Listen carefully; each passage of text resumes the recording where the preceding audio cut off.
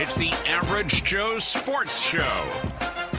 This is the place for Husker sports with the biggest names, the best interviews, and all the inside scoops. I got a front row seat with a big tub of buttered popcorn and a greasy half-live chicken leg. Now, here are your hosts, Chris Schmidt and Elijah Herbel.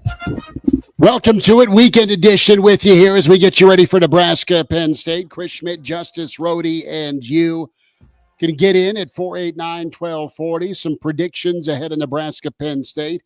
Justice, I know you're fiending to talk a little hoops. What a thriller in Kansas City. We'll get there as well. But we'll hybrid this thing, a little Nebraska basketball thoughts, but plenty of football to get into with Nebraska and Penn State. Justice is getting connected with Elijah Herbel, Mark Kraynak going to be along, the pride of Fairbury. Bill Doleman will be with us, and we'll check in with the Iron Horse, Gary Sharp. He'll join the show. Brandon Vogel a little bit after 5. Fellas, how we doing? Principal Erickson checks in out of the gate and says, Judgment Day. Stop. Period, the period, run, ... run, period. Run the damn ball, period. I love that formula, fellas. I love the formula.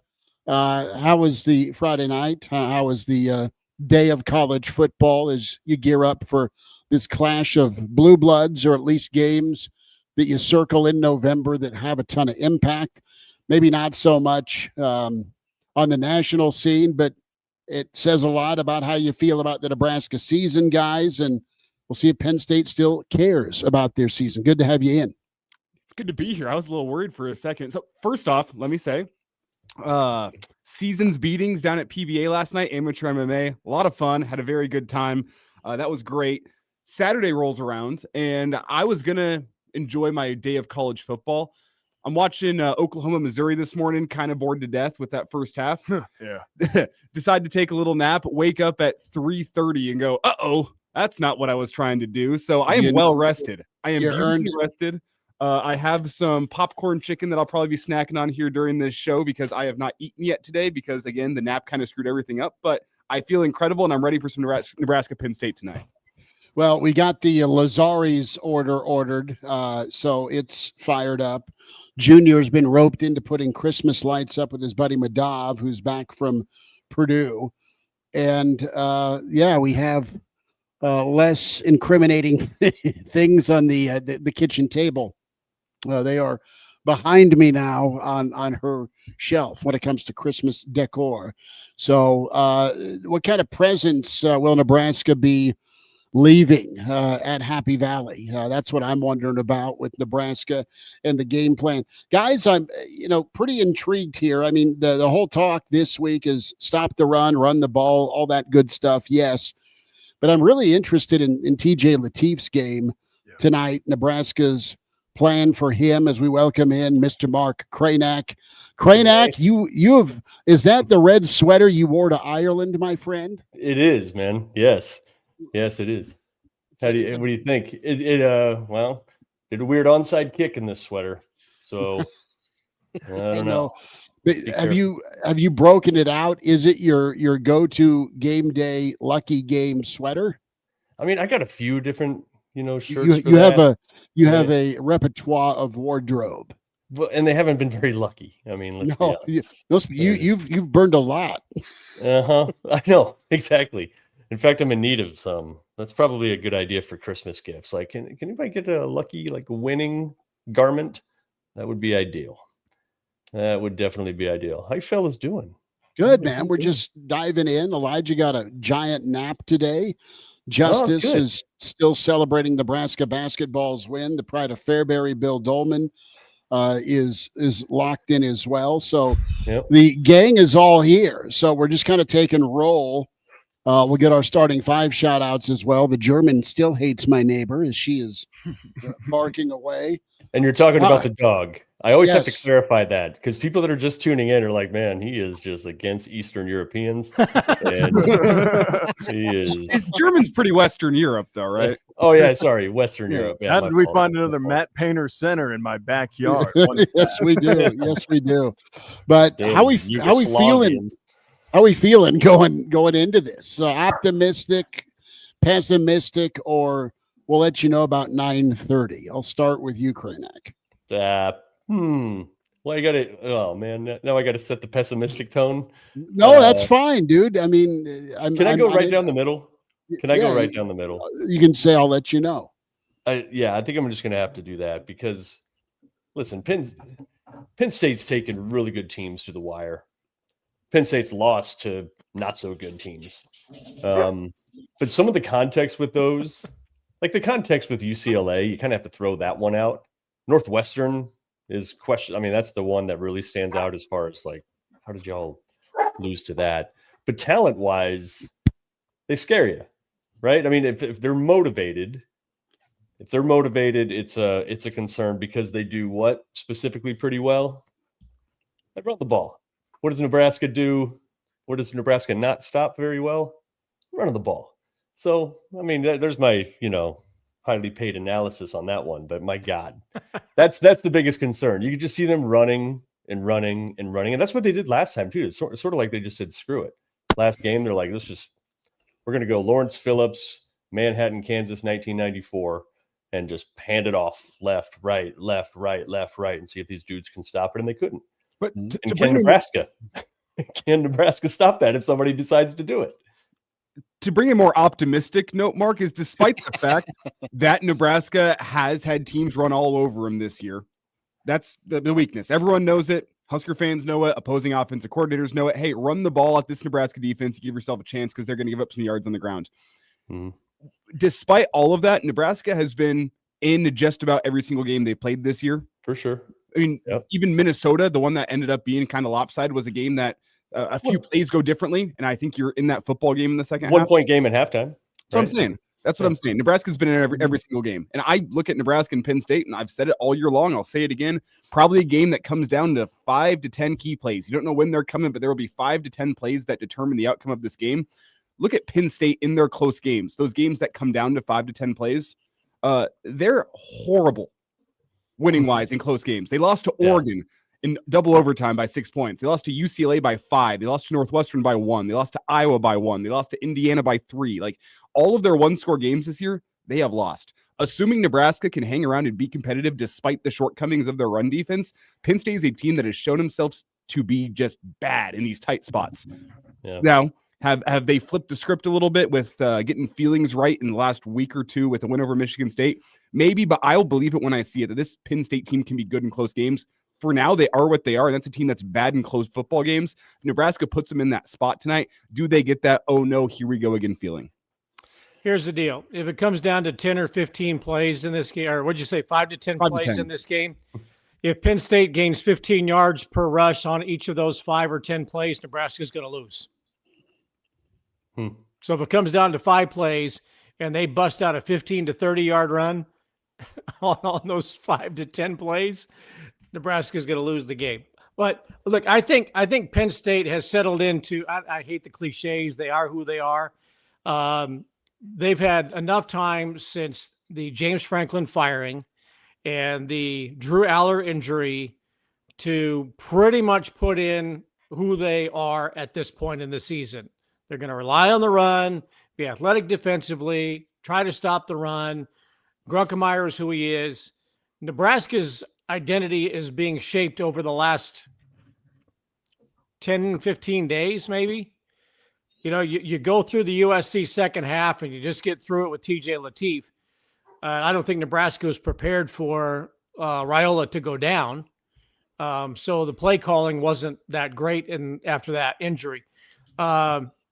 UCLA game, TJ had a great debut, but I've said for the last 2 weeks, the bye week for Nebraska at this point was an opportunity to establish what TJ Lateef can do in the playbook. And nobody really knows outside of Dana Holgerson, Matt Rule, and Orange Lutheran High School in California. So Nebraska is going into the game tonight probably still somewhat of an unknown offensive entity to Penn State. Defensively, they know they can run the ball for 5 to 7 yards a pop. That's the danger. But they don't know what Nebraska's offense is going to look like with Latif now having 2 weeks to prepare. You know what hasn't been touched on a lot? The fact that James Franklin throughout the course of the week went into Penn State's backroom staff and completely raided the cabinet and took a bunch of them with it. He took their GM of player personnel and recruiting and Andy Frank. He took their chief of staff and Kevin. Put the Glock down. And he immediately took them with him to Blacksburg. So not only did Terry Smith have to juggle prepping on a week's notice for Nebraska, he also had to juggle trying to restructure the infrastructure of Penn State from the recruiting and staffing standpoint throughout the course of the week. So I almost wonder if that also plays an aspect of this, is the fact that Terry Smith did have to divide his attention because James Franklin was like a thief in the night going and taking whatever he wanted from the backroom staff. Well, it might just not just be the backroom staff. How many guys in that Penn State roster through some back channels have been contacted? Hey, the guy who recruited you just took a new job down at Virginia Tech. Do you like Enter Sandman? Do you like Metallica? We got a spot for you. We get you the Black Album on vinyl. Just come on down. Come on down. Bill Doleman, Mark Kraynak, Elijah Herbel, Justice Rhody. I need Chris to apologize. My dog gets a little agitated with people when they walk by. Glock 19 fits his paw a little easier than most other ones, so I got him calmed down. Little conceal and carry at the Doleman household. Yeah. I like it. He's a 2A dog. Weekend edition here of the Average Joe Sports Show. Like and subscribe. Do so on YouTube. Find us Facebook and Twitter as well with KFOR and the Average Joe Twitter handle, AJ Sports Radio, AJ Sports Pod. Go for it, Kraynak. Trivia question. Nebraska's third leading rusher is who? It's Latif. TJ effing Latif. How the heck did he end up third? And he's only played like 3 games. And what does that tell you about sparring matches earlier? Yeah.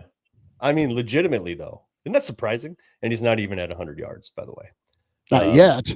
No, he's not. But pretty surprising that he's had that much of an impact in his 3 games. And it's all been bad defenses. We know that. But he's performed almost perfectly.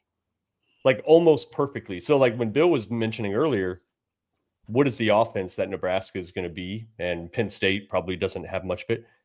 From what we've seen, I don't think a lot's off the table with him.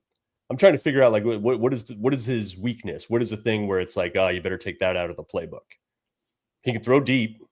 He can throw short. He could run. He changes plays at the line of scrimmage. I'm not sure you have to take anything out. And what do we read into?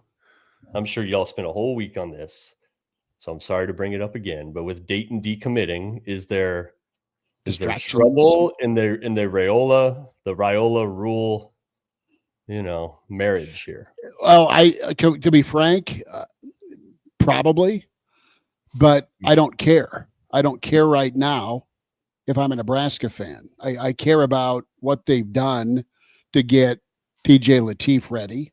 Mm-hmm. They've gone out of their way to make sure that everybody in the world knows that Dylan's still taking notes and Dylan's being a great teammate.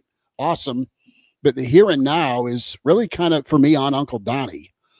And the offensive line, get TJ protection if you're not actually going to roll him when he drops back to throw. And those fellas got to be what they've been the last 3 games when EJ's eclipsed 100-yard rushing. That all has to happen tonight. They've got to keep playing better football on the offensive line. And I don't know what happens with the game plan. To me, I wouldn't honestly go away from what you did with UCLA. I mean, you had 4 drives, you had 4 scores. And I know Penn State's dynamic and talented and athletic and NFL bound and all those good things, but you have your check down, you have your crossing route, you have your corner route, you have your scramble.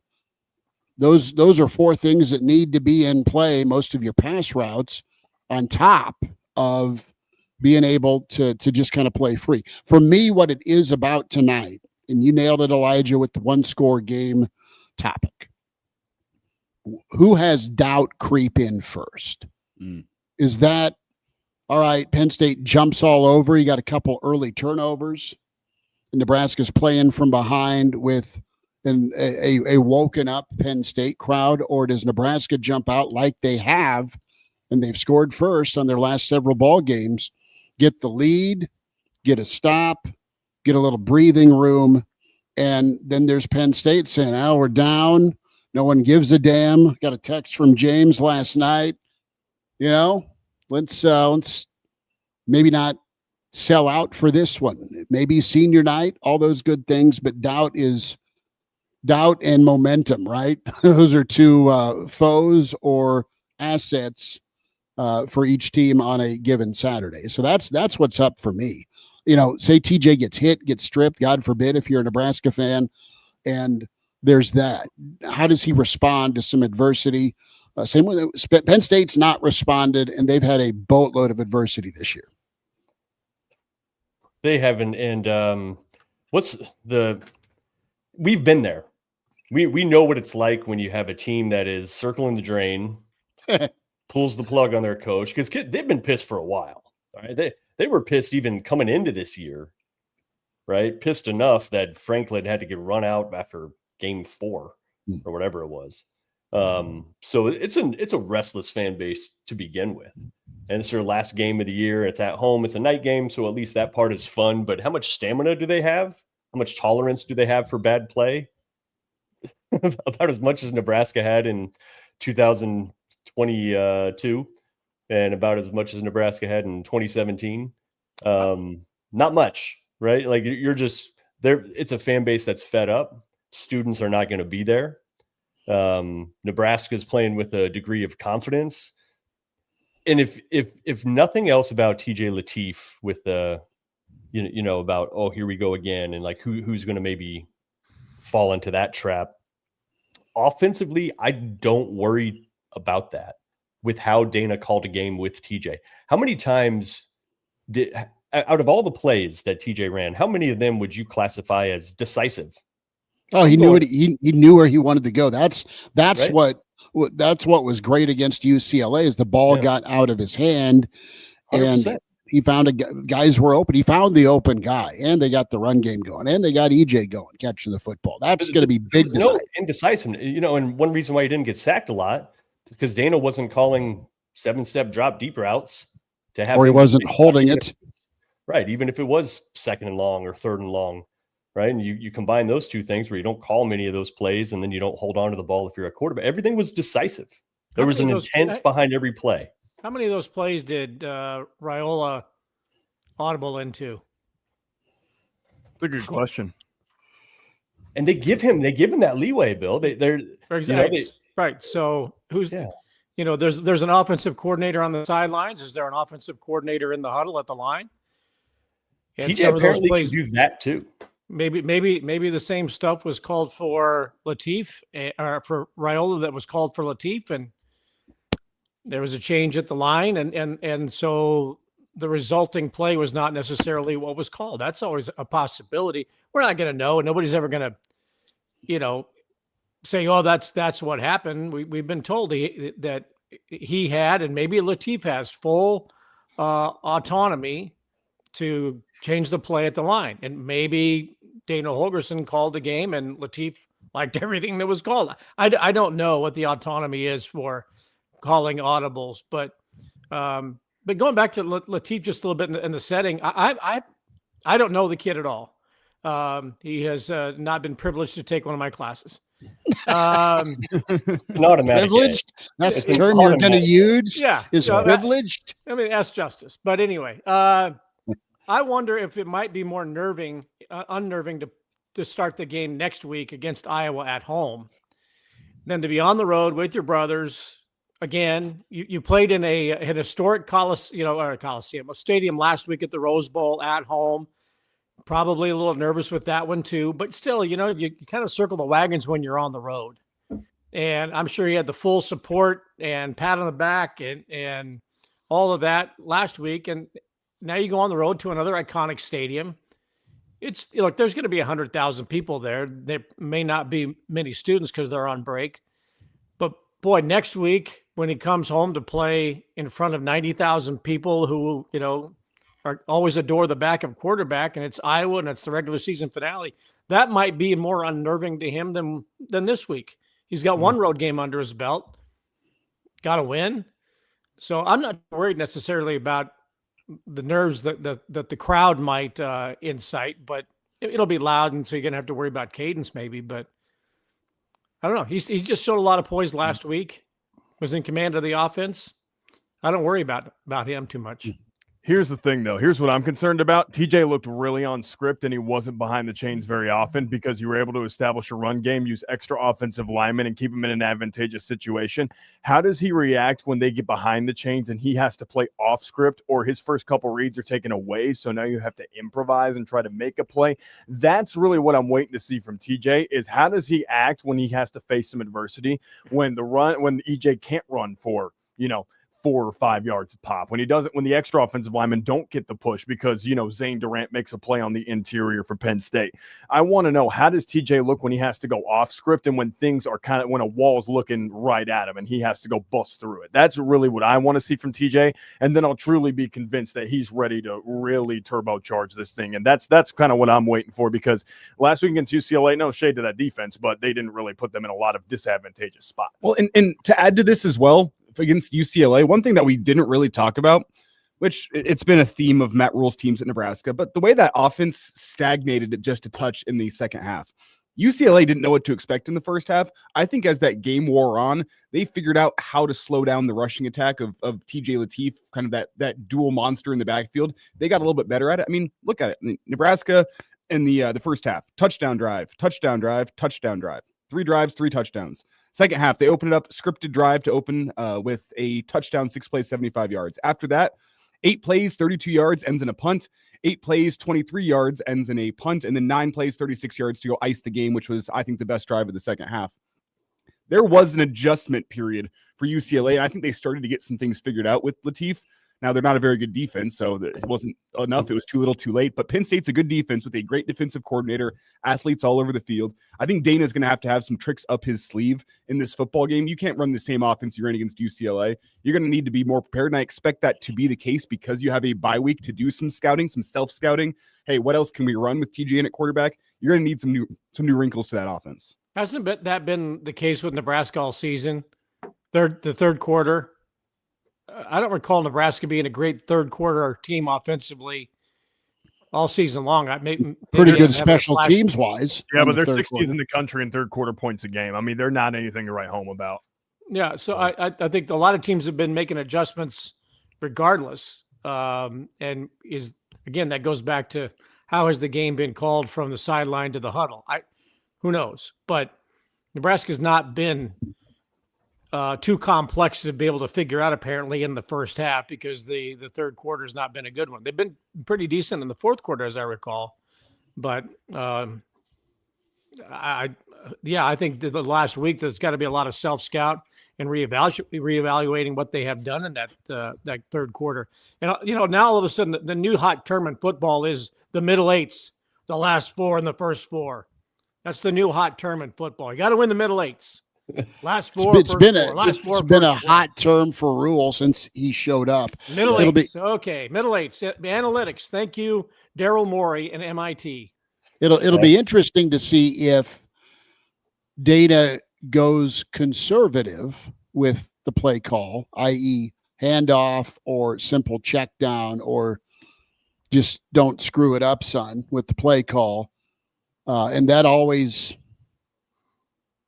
depends on how your defense is playing and what kind of stops is your defense going to get. And they did the math, and even if UCLA was going to put some drives together, they did. They were not going to have enough time to tie things up because you went 4-minute offense and got out of Dodge. A little bit different tonight, though, with the atmosphere, presumably, the defensive talent, presumably, and I wonder if Nebraska is going to be a little bit more aggressive, just because are we going to put money down that the defense will have a long night against this rushing attack of Penn State, unless they go bear defense or have put the Finch from Wildcats in the middle once all of a sudden. to finally stop the run. That's a little reference for Justice and Elijah. Watch Wildcats circa 1985. Bill and Mark got it. Yeah. Yeah. Can you put Gray Woman's quote up? Sure. Yeah, the third quarter has sucked all season. Made me wonder what the hell Rule is telling them at halftime. Make them come out so wussy. Good edit, Gray Woman. Yeah. I don't know. I thought his speeches were great. Apparently, they haven't been very good at halftime this year. What did Coach Osborne do at halftime? Just had a master class in reviewing how you kicked their ass for the first 2 quarters, and now we're going to do the same thing in the second half. Now go get a drink of water. Well, he listened to his players too. Get some soup from Dave Ellis and a power bar, and see it 56-7 after the game. The old story goes with old Hoskinson talking to Milt. Hey, coach, we're wearing him down, running the football. This is against Tennessee, right? And Milt's like, I don't want to talk to him. Go tell the redhead. My favorite Tom halftime speech is the one at my beating Miami in the the 95 Orange Bowl, first national title, close game at halftime, and Tom's giving me that speech saying, all right, in the third quarter, they're going to do something to where they're going to have some extracurricular activity, and they're going to probably draw a penalty. Now, don't go retaliating like some Banny Rooster. Like Banny Rooster? Players like, what the hell is that? Sure enough, they got Christian Peter on the ground. They slugged him, and he didn't fight back, and the rest is history. But yeah, don't go retaliating like some Banny Rooster. I think CP baited the center for Miami. Sure, probably had the whole game. I think he needed a guy close to the jewels. The guy got ticked off and slammed him down. I'm going to need those. It's an art form. It is documented that Chad May, the quarterback for Kansas State, at that game that I was talking about in '94 with Lawrence Phillips, had his eyes gouged out pretty regularly by Christian Peter. There was no witnesses. If you don't like that, you don't like football, Mark. It's as simple as that. What happens at the bottom of the pile stays at the bottom of the pile. I'm not complaining. I am just saying it's probably true that Christian did something. There wasn't just eye gouging. You want to get your eyes gouged out. Yeah. No, there wasn't just eye gouging, because this was back in 2007. We had Christian on, and I asked him, what were you doing at the bottom of the pile? And he put it so delicately. I was squeezing and twisting. Oh, okay. Look, that's the first day of class at Vern Gagne's AWA wrestling school, okay? Eye gouging, one eye. Chairs are day 2. Pull the chalk out of your tights on day 3. Come on. Yeah. Where do you hide the razor? It's Ask Abdullah the Butcher. Yeah, no kidding. But good to be with you here on the Average Joe Sports Show. Change gears. I got to change gears. Are we up for a break? We have a phone call coming in first. We're probably going to get to that, and then it's break time. Okay, quick timeout in a moment, but you're welcome to give us a shout. Give us your predictions as well. It's the weekend edition of the Average Joe Sports Show. How you feeling going into kickoff here in about 90 minutes? Nebraska, Penn State, chance to get win number 8 for the Big Red. Justice, who do we have, bud? We had him, but we lost him. I'll get him back in a second. So let's take that break then. Okay, quick timeout. Some of your phone calls. Mark Kraynak is in. Bill Doleman here. Elijah Herbel with us. Justice Rhody, Chris Schmidt. Subscribe as always. The Average Joe Sports Show YouTube. Quick timeout here on KFOR Radio. Back with more pregame and preview on the way.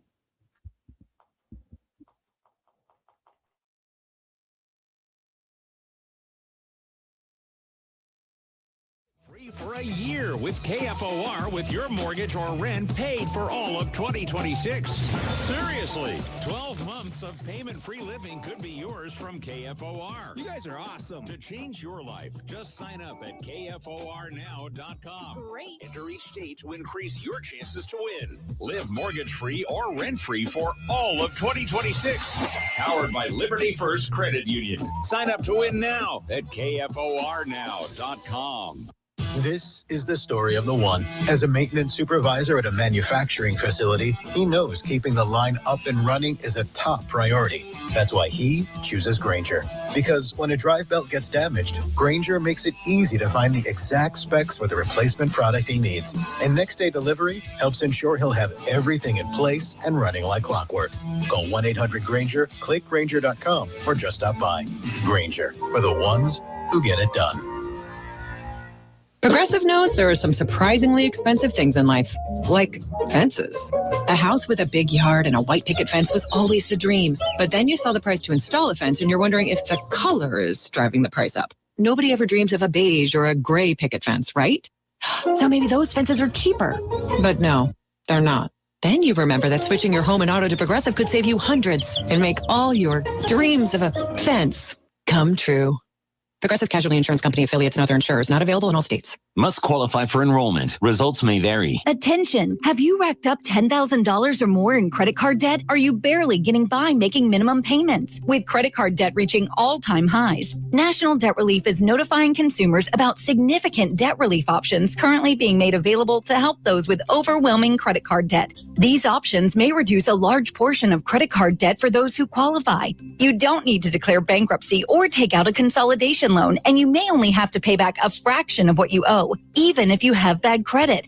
National Debt Relief has already reduced the credit card debt for more than 550,000 consumers. So don't wait. If you owe $10,000, $20,000, or even $100,000 in credit card debt, you can now take advantage of this financial debt relief as the cost of living continues to skyrocket. To check what debt reduction you may qualify for, call 800-399-7272. 800-399-7272. Again, that's 800-399-7272. Hear that? It's holiday cheer arriving at Ulta Beauty with gifts for everyone on your list. Treat them to fan favorite gift sets from Charlotte Tilbury and Peach and Lily. Go all out with timeless fragrances from YSL, Ariana Grande, and Carolina Herrera. And you can never go wrong with an Ulta Beauty gift card.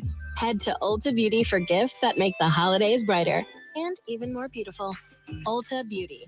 Gifting happens here. We're back with more. It's the Average Joe Sports Show with Chris Schmidt and Elijah Herbel. Weekend edition, pregame, Nebraska Penn State with you here on KFOR, KFORnow.com, Average Joe Sports Show. As Elijah Herbel, Justice Rhody, Bill Doleman, Mark Kraynak, the Omaha correspondent. And you can also hear us Monday through Friday on the Average Joe Sports Show across the Average Joe Network, flagship in Lincoln on KFOR, on YouTube 7 days a week. AJ Sports Radio on Twitter is where you follow us, and subscribe on YouTube to catch us and get that download.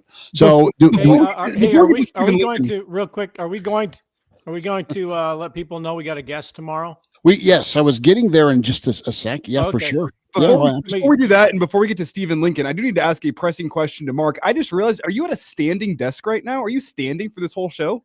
Bro, I got a sit-stand desk. Yeah. Oh, just flexing on us here. Okay. That's what I got. But hold on. Do you have one of those? Do you have one of those Dwight? Let me go ahead and raise that thing up. Workout balls. No. To like sit on. Yeah, where you're doing core exercises during. It looks something grotesque to the naked eye, but you're hurting. You're helping yourself. You're supposed to be helping your posture at your age. Yeah. I don't know about all that. But yeah, man, it's going to be a whole studio set pretty soon. I'm getting the soundproofing and all that. Like, you found the foam?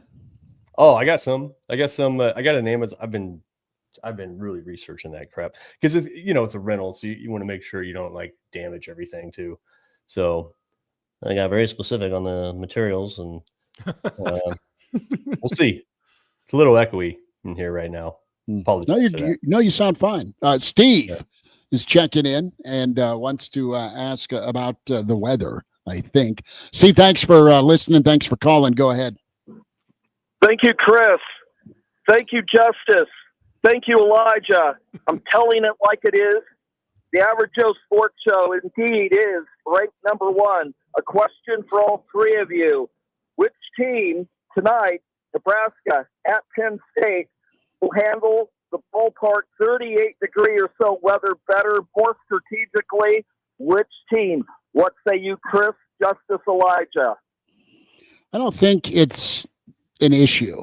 I'm looking up Happy Valley right now, and we're looking at 40 degrees about even throughout the game. Celsius. That's not. And there are Happy Valleys. Son, Kraynak.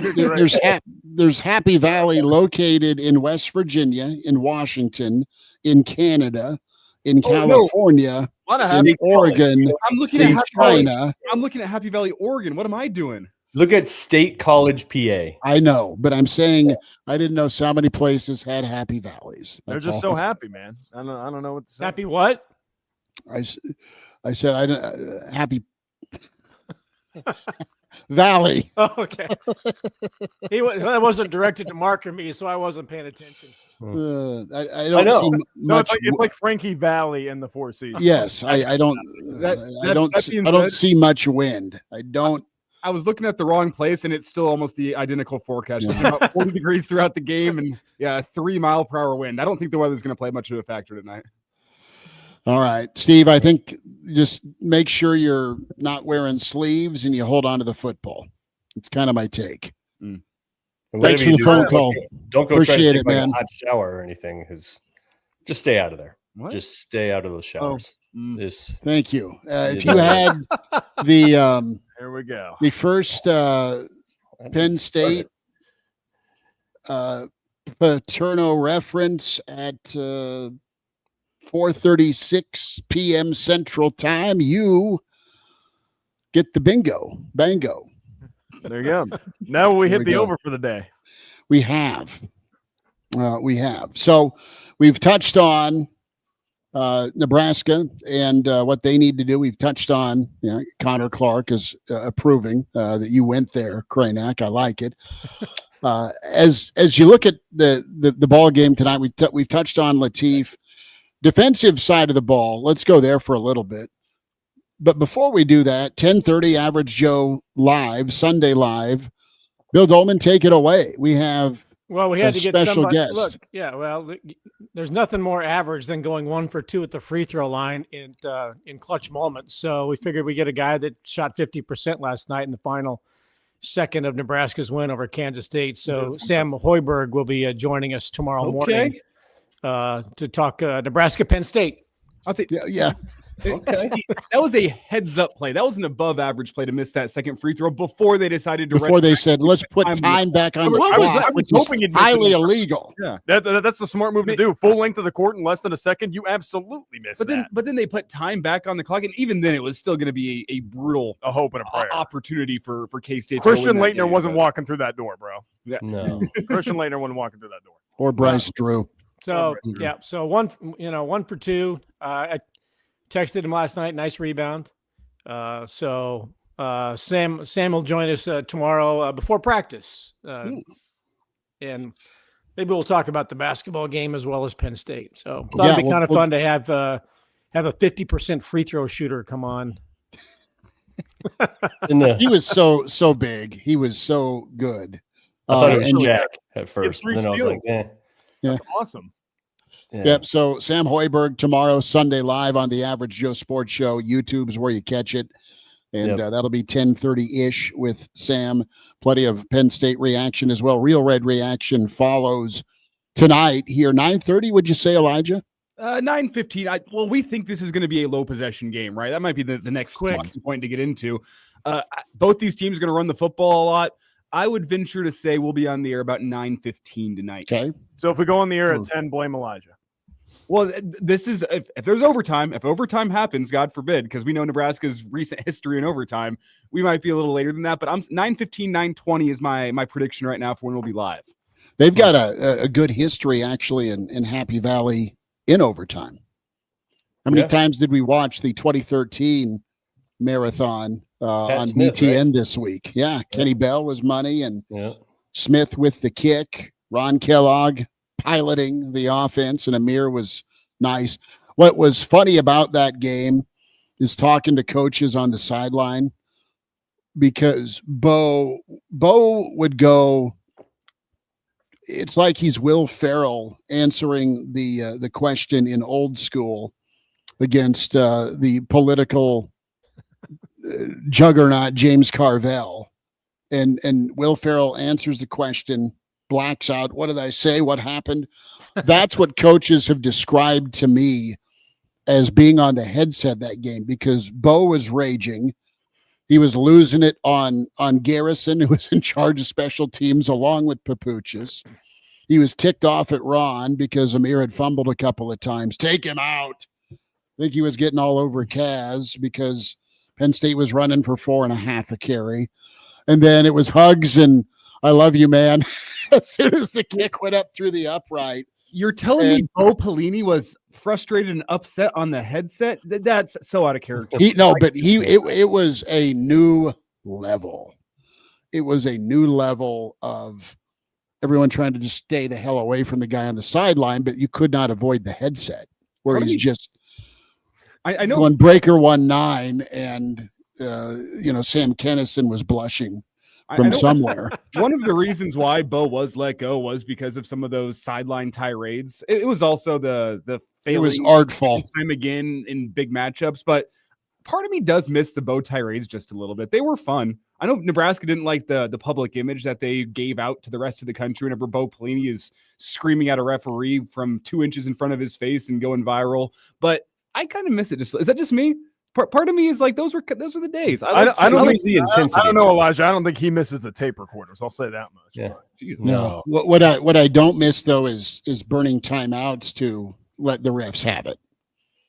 Yeah, and that can't get the happen. vein popping out of your neck and forehead. That can't happen tonight. Let's talk management. We'll get to defense in a moment. Management's got to be as good as it's been. Period. Tonight for Nebraska. Not only with. Yeah, they've been weird.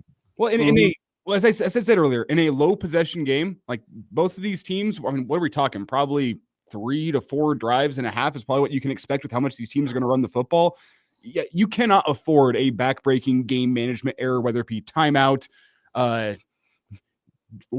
on a 4th down decision, using a challenge that everybody and their mother knows is not going to succeed with that weird, was Nico across the line or was he not challenged against UCLA? Like, you can't live in the moment. Maybe there needs to be some adjustments that were made during the bye week in terms of someone in Matt Rule's headset, that the game management coordinator that's talking to him. I don't think that happened, but this is not the type of game where you can afford to have a back-breaking game management issue, and we've seen about one of those a game all season long.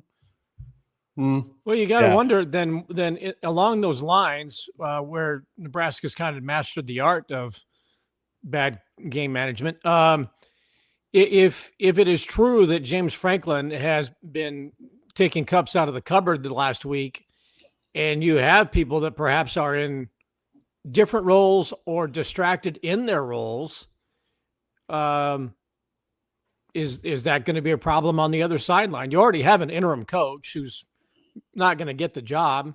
And if you have people who have already left or are thinking about leaving and aren't focused on this game, those little intricacies are very, very important as to whose job that is to help with the clock management and with the timeouts and with the ball position and all that stuff. So it's entirely possible that, Penn State may not exactly be on page with everybody in the playbook. And Gary is got to be in a casino someplace. We welcome Gary Sharp to the show. And Gary, you've joined at an opportune time. We're talking game management from Matt Rule.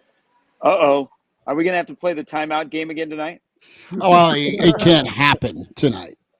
It just can't. You've got to. It's going to happen at least one time. But will it be in the first half or in attention convention second half?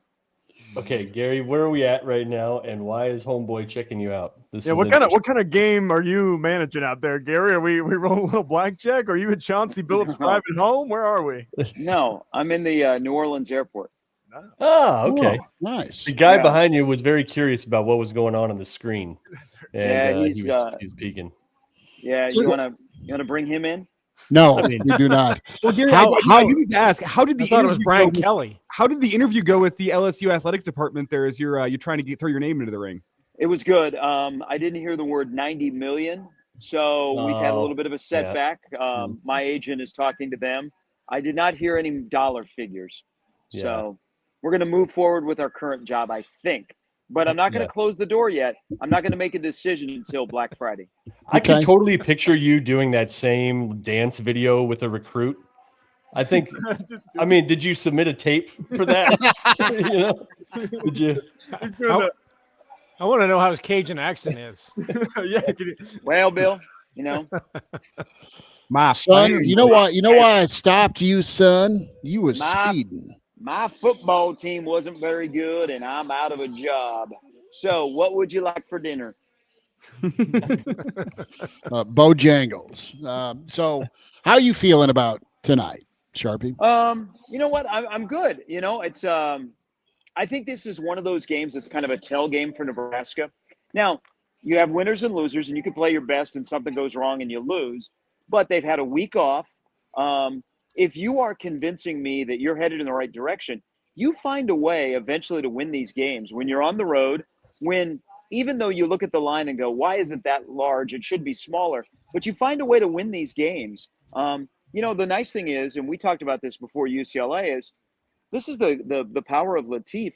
I don't think anybody is super fretting that Latif is starting tonight. Now, he got his appetizer last time out. Mm-hmm. This is the meal, because he will have to evaluate the defense pre and post more than he had to against UCLA. And I think they will have more situations where Nebraska has to throw the football. So I'm excited to see this, but I think if you're headed in the right direction, these are one of the games that you go and you play well. You don't have a lot of mistakes. You play discipline, and then you find a way to win a football game. I think as we've gone through the week, maybe we've built up Penn State.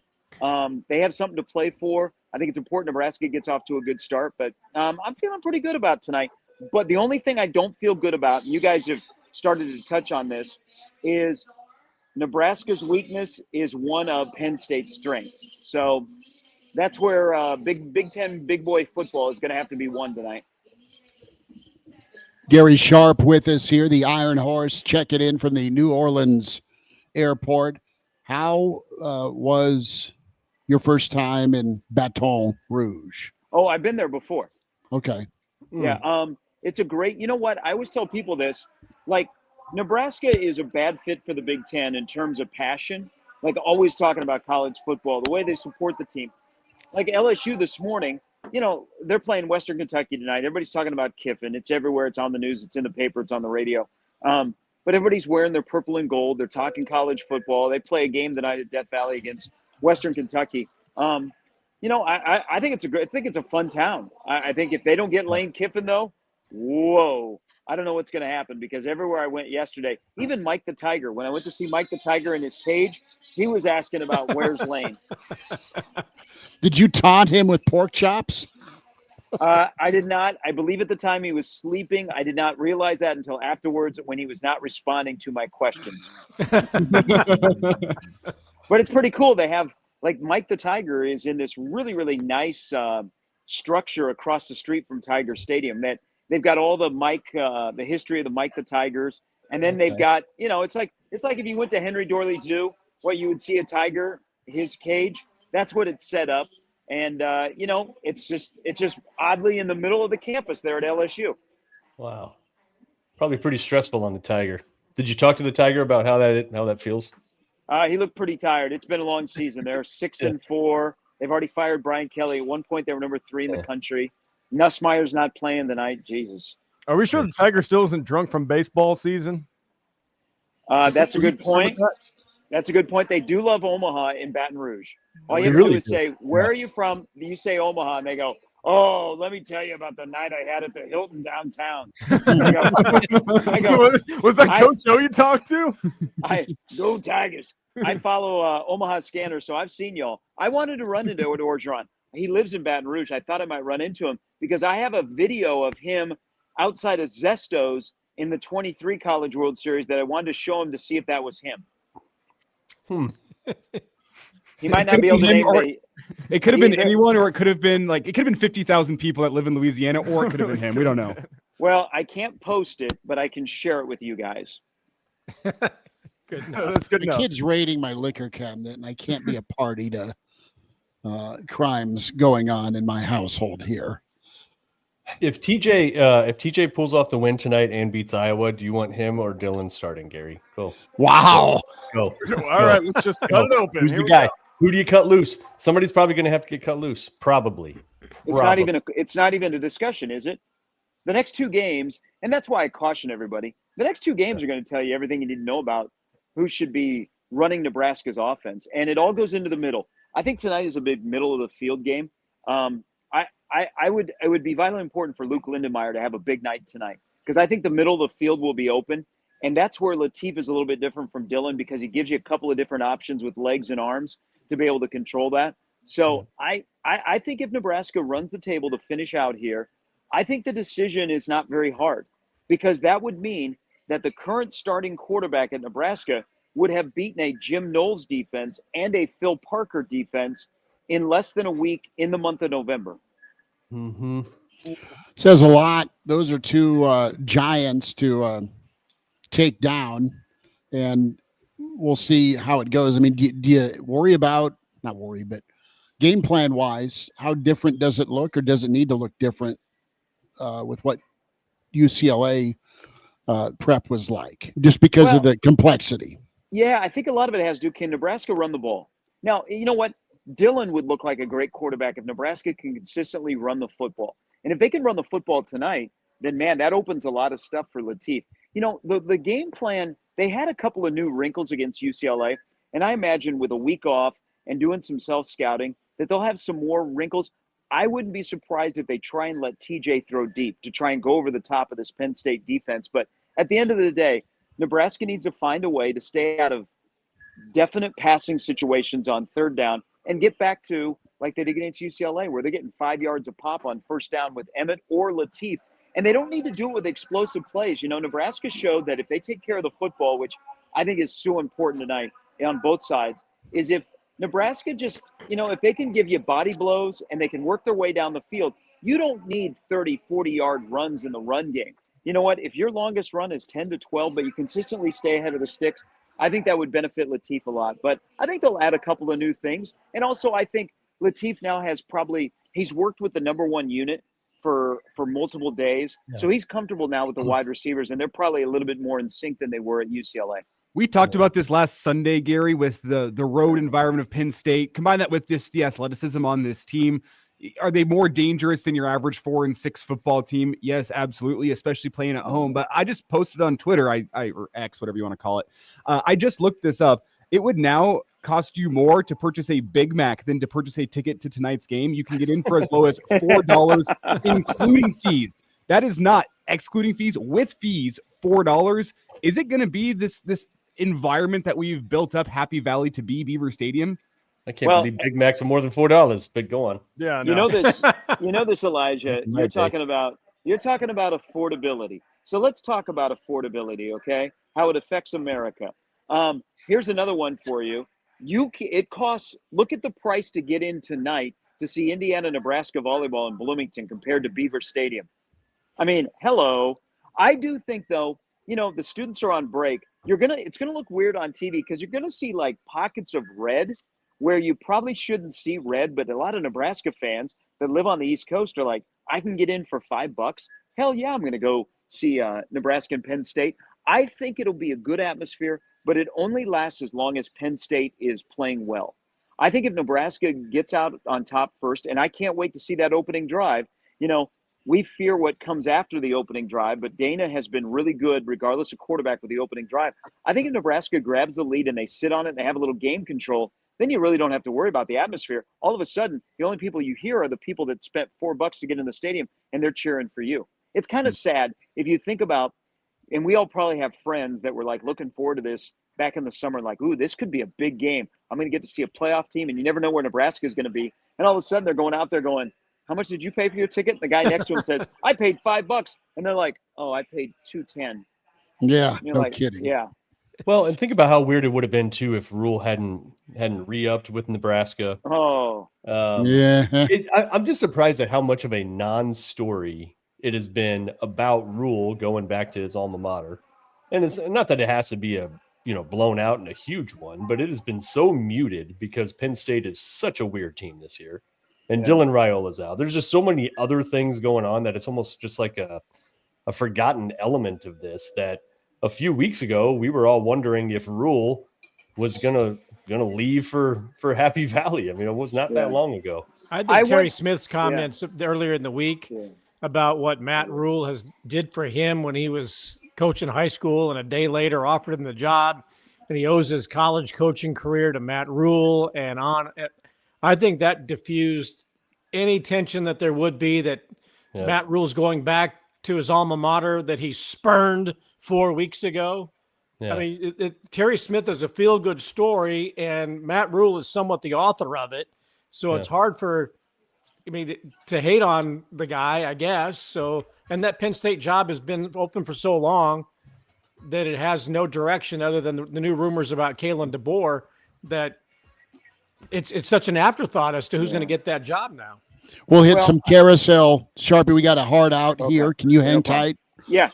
Okay. More with Gary Sharp, more with Justice Rhody, Elijah Herbel, Mark Kraynak, Bill Doleman, Chris Schmidt, the Average Joe. Hour 2 pregame continues here on KFOI.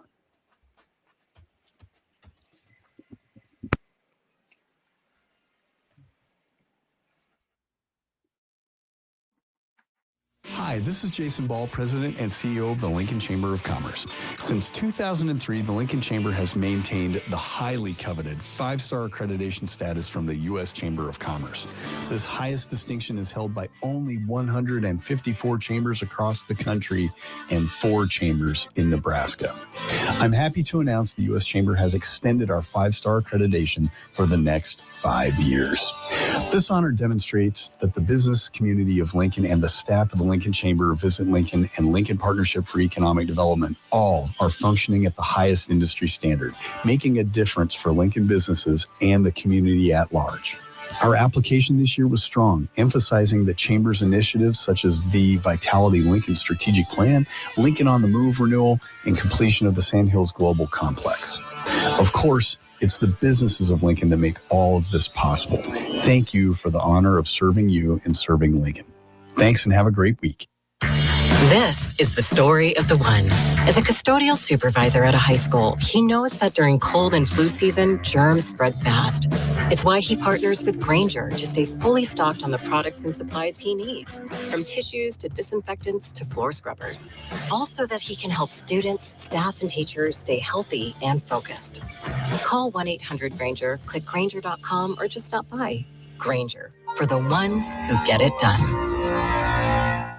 This is the time of the year most of us are checking off our holiday gift list. Identity thieves have lists too, and your personal information might be on that list. Protect your identity with LifeLock. LifeLock monitors hundreds of millions of data points every single second and alerts you to the threats you could miss yourself. If your identity is stolen, your own U.S.-based restoration specialist is going to work to fix it, guaranteed, or your money back. Make this season about joy, not identity theft, with LifeLock. Save up to 40% off your first year at LifeLock.com with the promo code BECK. Terms apply. Must qualify for enrollment. Results may vary. Attention! Have you racked up $10,000 or more in credit card debt? Are you barely getting by making minimum payments? With credit card debt reaching all-time highs, National Debt Relief is notifying consumers about significant debt relief options currently being made available to help those with overwhelming credit card debt. These options may reduce a large portion of credit card debt for those who qualify. You don't need to declare bankruptcy or take out a consolidation loan, and you may only have to pay back a fraction of what you owe, even if you have bad credit. National Debt Relief has already reduced the credit card debt for more than 550,000 consumers, so don't wait. If you owe $10,000, $20,000, or even $100,000 in credit card debt, you can now take advantage of this financial debt relief as the cost of living continues to skyrocket. To check what debt reduction you may qualify for, call 800-399-7272. 800-399-7272. Again, that's 800-399-7272. I love a day on the water with friends, but my moderate to severe plaque psoriasis sometimes holds me back. Now I'm all in with clearer skin thanks to Skyrizi. Risankizumab Riza, a prescription-only 150 milligram injection for adults who are candidates for systemic or phototherapy. Teaching music is my passion, but my active psoriatic arthritis can limit me at times. Now I'm treating my joint symptoms with Skyrizi. With Skyrizi, most people with plaque psoriasis saw 90% clearer skin at 4 months. Or if you are an adult with active psoriatic arthritis, Skyrizi helps you move with less joint pain, stiffness, swelling, and fatigue. Don't use if allergic to Skyrizi. Serious allergic reactions, increased infections, or lower ability to fight them may occur. Before treatment, get checked for infections and tuberculosis. Tell your doctor about any flu-like symptoms or vaccines. There's nothing like clearer skin. There's nothing like better movement, and that means everything. Lincoln's local news, talk,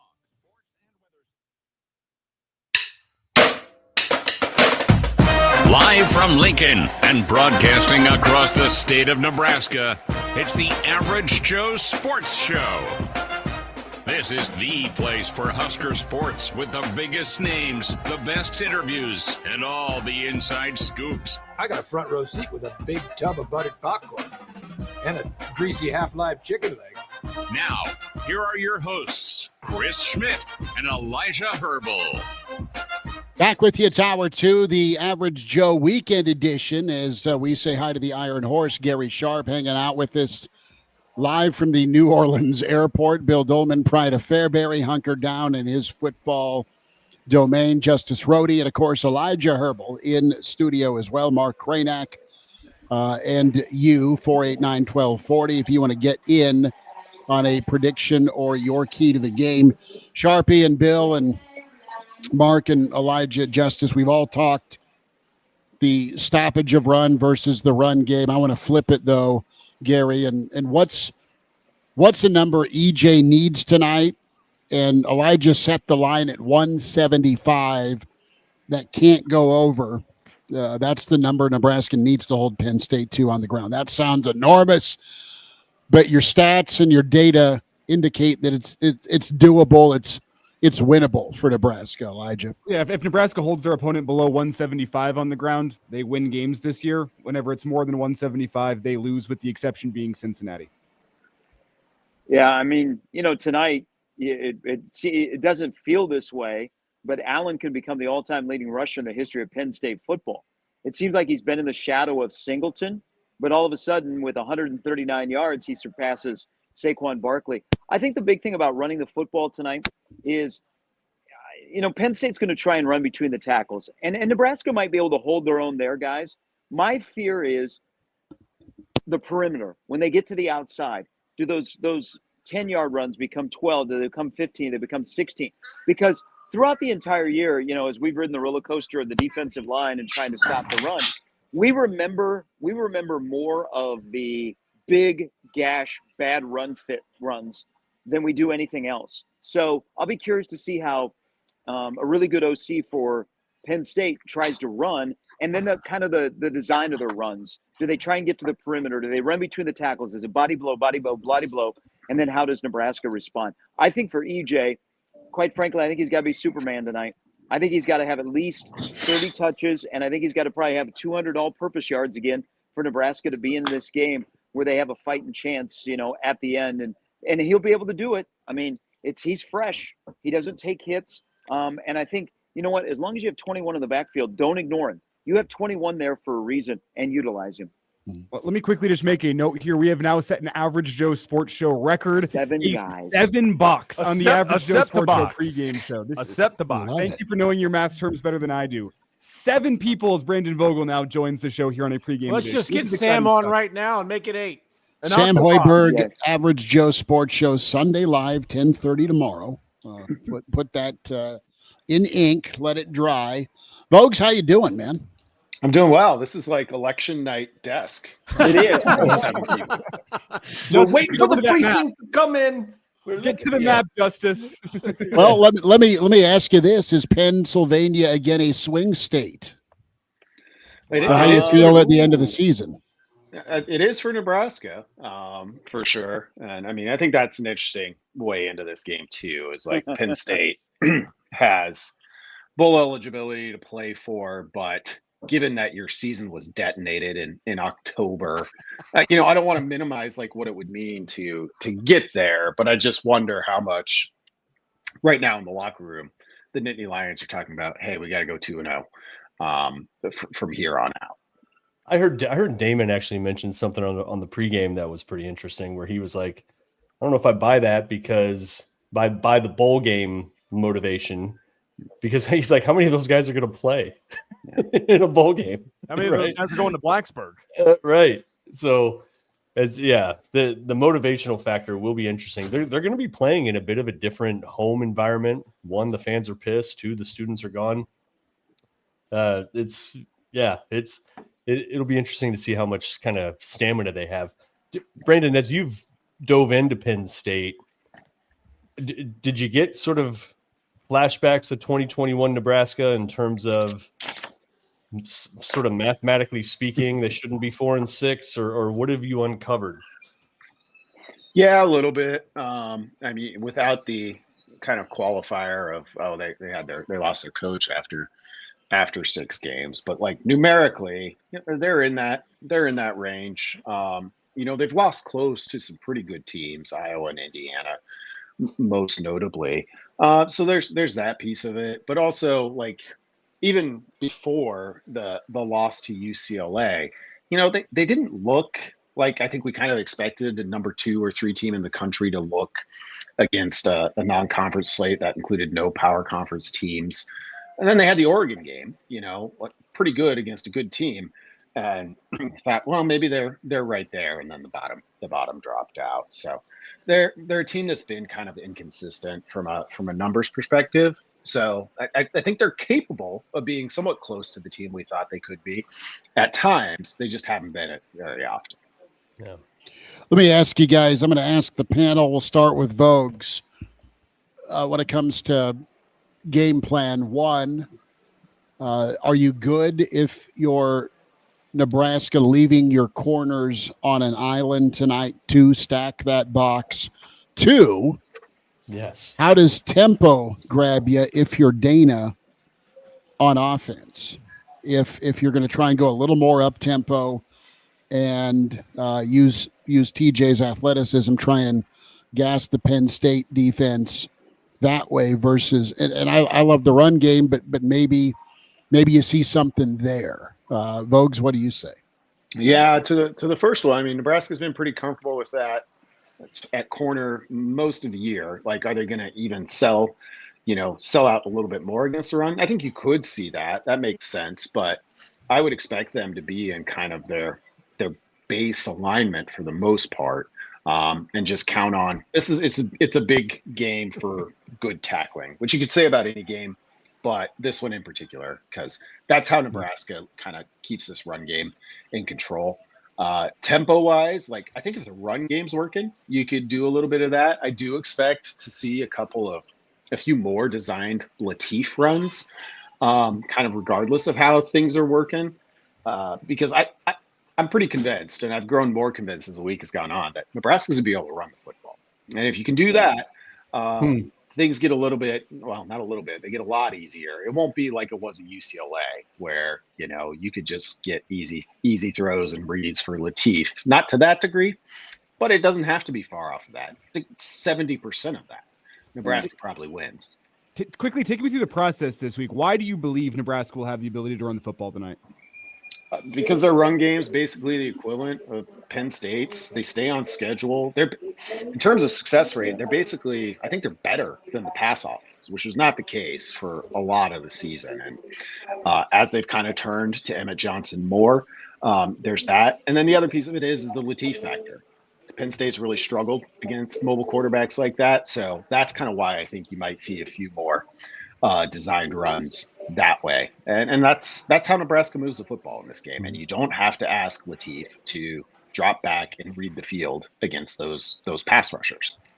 Sharpie, do you take who do you take off the field for that extra person in the box? Or do you just go bare defense? I mean, I'm kind of half pulling that out of thin air because, I mean, you've got a guy like McCullough that's usually been that fourth man, You love his athleticism. I know he's been dinged, but against the run game, if you're going to stack the box, who goes? Well, are you going to stack the box with a 4-man front, or are you going to stick in a 3-man front? That's a big thing in how Penn State approaches a 4-man front. I think the second-level guys got to be good tonight at linebacker. Sometimes it seems like their vision disappears or they're caught in the wash. I think those guys have to be really good. I want to answer the other one about, and I agree with Brandon about Nebraska being able to run the football. The interior, I think they can move the football. I'm a big fan of Justin Evans being all Big Ten. He won't be first team all Big Ten because that'll be Logan Jones at center from Iowa. But we haven't talked about Justin Evans this year. That means he's having a really good year. And Nebraska from guard, center, guard, they've been really good. Pritchett has made a move. Pritchett is much better than he was when Nebraska played Minnesota. So I think Nebraska will find a way to run the football on the quarterback handoff game. And also, don't be surprised if Nebraska goes a little bit more under center tonight. But there is the element of if Emmett gets going, you also have Latif. And I like the fact that Nebraska's gotten to this rhythm of when they get a first down, they will go tempo to snap it right away. Like maybe they get a third down that goes for a first down. They get up to the line of scrimmage and they snap it right away to try and keep the opponents on their heels so that they cannot adjust. I think tonight Nebraska will probably try and win some numbers games because there are better athletes on the other side for Penn State from top to bottom. But can Nebraska win the margins tonight? We've talked about running the football. I know you guys will get to it, and I got to jump out here in just a second. The special teams are going to be big tonight, holding on to the football. And then remember, Penn State has blocked 4 punts. This will be one of the tougher nights for Archie Wilson in punting against a unit that will scheme against the rugby punt. He pretty much has had his own time where he could take his time moving left or right. Tonight could be very interesting. And also the factor in that it sounds like Kenneth Williams will not play tonight. So that's going to be an issue. But you never know. This time of the year, guys, weird things happen. Look at Kinnick Stadium right now. Michigan State's up 17-7 on Iowa. They are, and we're going to the fourth quarter, and Iowa's like, oh no. Iowa got a punt return. That's the only score they have in the game against Sparty. It's a weird day because, K-State is up 10 at Utah, 31-21.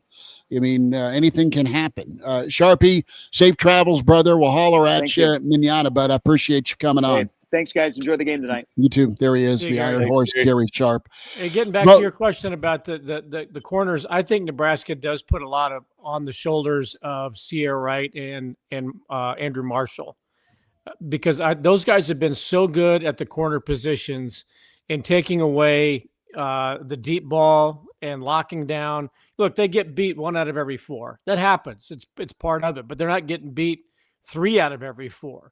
So I think those two guys will go a long way in taking away whatever Penn State wants to try to do in its passing game deep. Every running team will still try to throw 15, 20 times and will try to go deep. So if that's taken away by Marshall and Wright, then the onus is on the second level, taking away that second and third option when they throw it. And if Penn State becomes more one-dimensional offensively and it's solely on the run, then Nebraska can – I think that they probably put something in the last 2 weeks that's different than any 3-3-5 look. And so I think this is a big game for John Butler in terms of doing some different things defensively to try and shore up the run game because he trusts Marshall and Wright. Does Nebraska have a linebacker that's going to, cover the tight end and take away any opportunity for Penn State to pass? And if they can do that, then you load up against the run, and maybe Nebraska's able to shut down that two-headed running back that they've got going on at Penn State. And by the way, and if Nebraska's done something different and put in the option offensively, I'll be sitting here smoking cigarettes listening to Barry White in the second half. Brandon Vogel with us, Bill Doleman, Mark Kraynak, Elijah Herbel, Justice Rhody, Chris Schmidt. The weekend edition Average Joe Sports Show pregame leading up to kickoff here at 6, Nebraska, Penn State with KFOR, KFORnow.com. Kenneth Williams is a big question mark. That's not good. I like what the Snitley boys said in the stream chat, Bogues, and I love the pistol offense. I love the pistol formation rather, and you wonder maybe, and we've talked about it a little bit. with Dana and two back, or do you go two tight end with just Emmett in the backfield out of that pistol? I also like TJ on the move. I like his size and strength to maybe get a couple yards after contact. Obviously, hold on to the football, but it's okay to scheme. You had 2 weeks to get ready for it, and Penn State secondary is vulnerable too. I mean, the deep shot, maybe Quinn Clark emerges as well, but Lindenmeyer is also somebody that I think could be big tonight. Yeah, I would agree. I agree with the comments. Like, the pistol's interesting, and that Nebraska's had it all season. Like, it didn't make a ton of sense for Raiola, but for somebody like Latif, it allows you to kind of run your under center run game, but give your quarterback that 3-4 yards, so he doesn't have to worry about the drop, and you can see things a little bit better. And I think that's why we saw it a bit more against UCLA.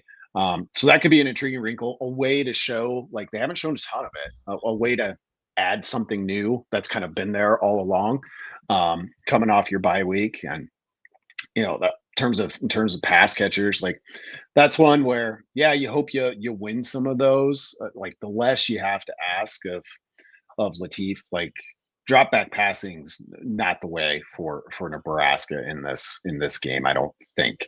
No. So the less you have to ask out of that, the better off you are. But Nebraska still hit, its share of explosive passes without throwing the ball downfield all that much last week or 2 weeks ago. Brandon, I'm always fascinated with your take on some statistical anomalies or just observations. And it's 3 games. We know the defenses haven't been great, but TJ Latif, 29 of 34, right? And I think a couple of those incompletions were drops or throwaways. I don't know for sure, but he's pretty damn accurate.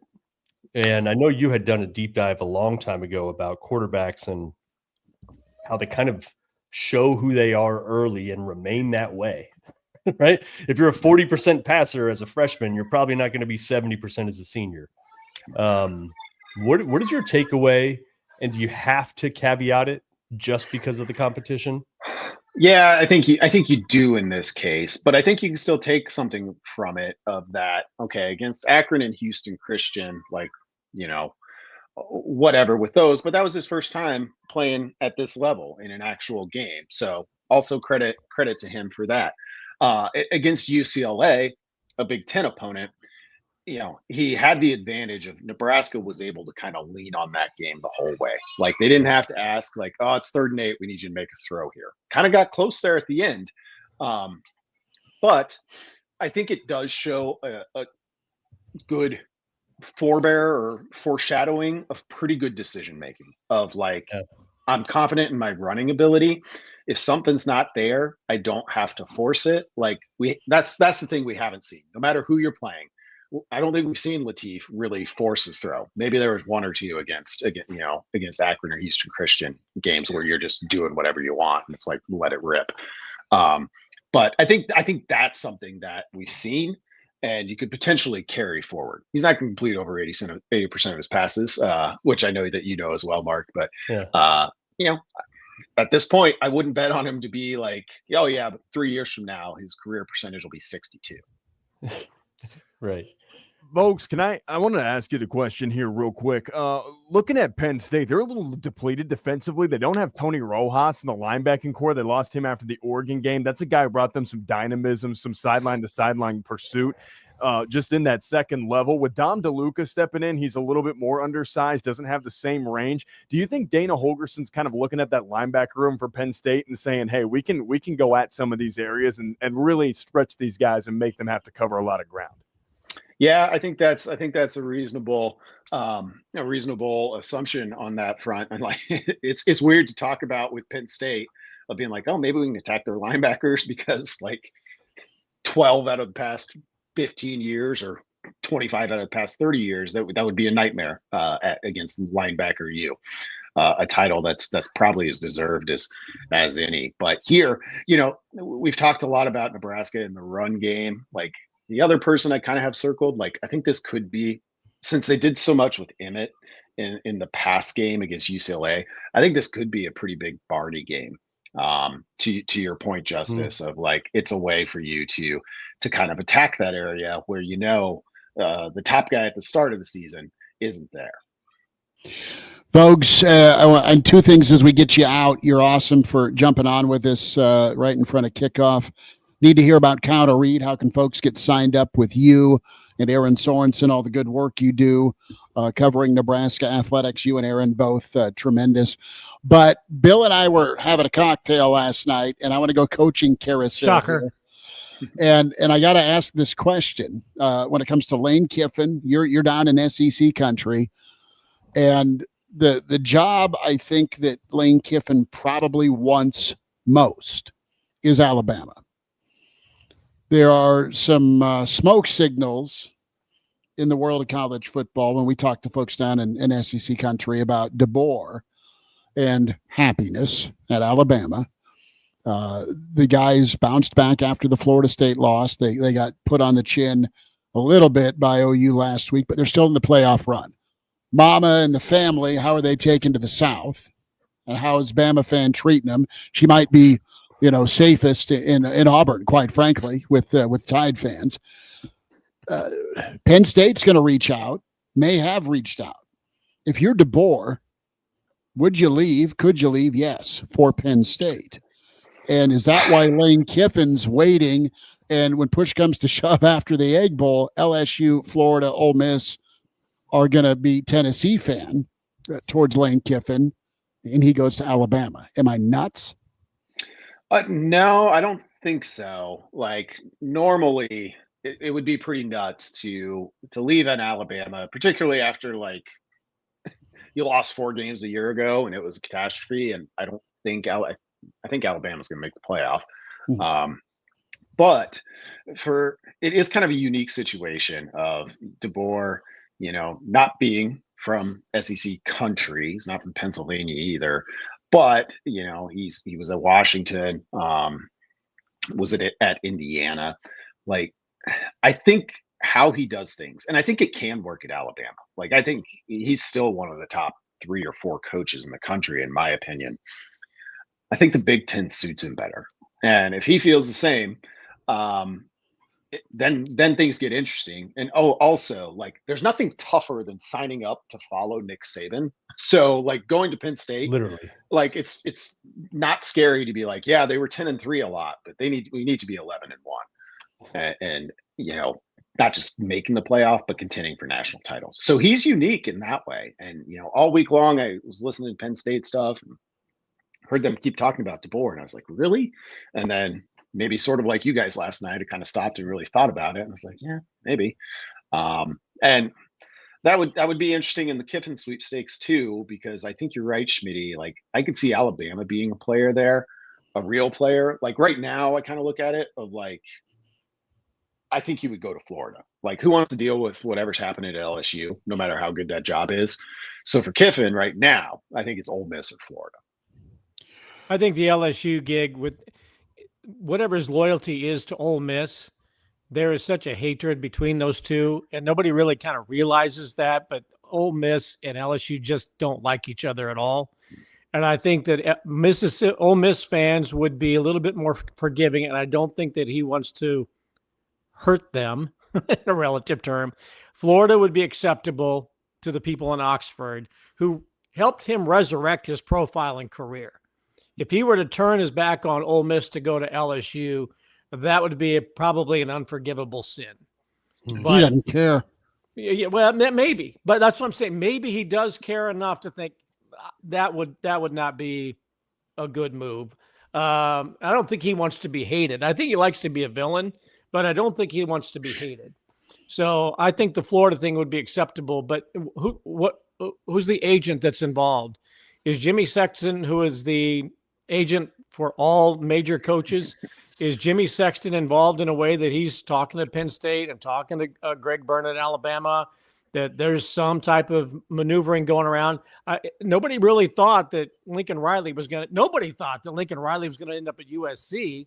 It was he's either going to stay at Oklahoma or he's going to go to LSU. And lo and behold, he gets on the plane and ends up in Los Angeles. It's like, how the hell did that happen? Wrong turn. Right. Is it possible that something really weird? Because this coaching cycle, we've talked about it all season, has been really one of the most intriguing, and nothing is really happening. And I don't really believe that James Franklin's first choice was to end up in Blacksburg. I think he thought he was going to have one of these high-profile gigs that are out there, and nobody's talking about Oklahoma State.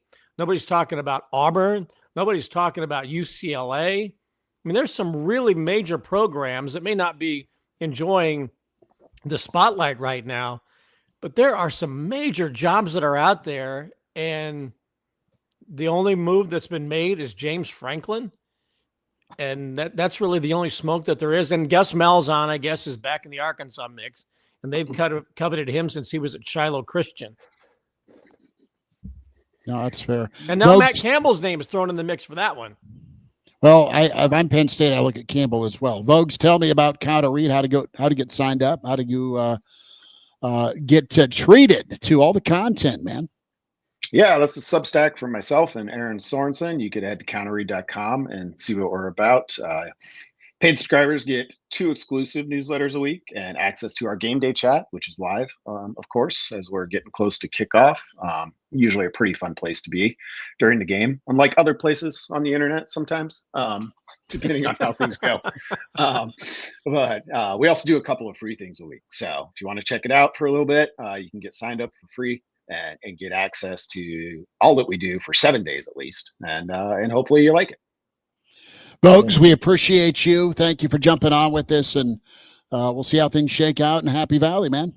Sounds good, guys. Thanks. Here he is, Brandon Vogel with us. Our old buddy Kevin Suits posting TJ Lateef mossing a Nebraska defensive back in the end zone. And making a touchdown catch, of course, without pads. What can't he do? Maybe that's the wrinkle up Dana's sleeve. Black slash wide receiver. Yeah, we're just putting Emmett at QB tonight. Yeah. Everything runs through old 21. The Emmett cat, right? A little black flash reverse. Hey, he told me anybody can get that work. I firmly believe it. Believe it. Well, I mean, Justice, of course, was kind enough early this week to let Emmett take a picture with him with the Heisman push. Hey, he came to the intramural game after. He was so thankful. Yeah, I like it. Quick timeout. We'll get down to the home stretch of this pregame show, the weekend edition, Average Joe's Sports Show. Like and subscribe on YouTube 7 days a week. Don't forget, Sunday Live tomorrow, 10:30. Sammy Hoiberg with us. Real Red Reaction. We're live on KFOR and on YouTube as soon as this game ends tonight. And don't forget, Schmitty, give us a follow on Instagram as well. Yeah. The Average Joe Sports Show is where you find us there. We're getting clips posted. It's a lot of good stuff. I know we'll have some stuff from Sam's sit down with us throughout the week on the Average Joe Sports Show Instagram account. So give us a follow there as well. And as you said, Schmitty, as always, subscribe to the YouTube channels where you get our show 7 days a week. Yeah, love it. Some filtered pictures on there that you can look at. Those will be good too. Listen, all of the Christmas decor is up. Toss me that really quick.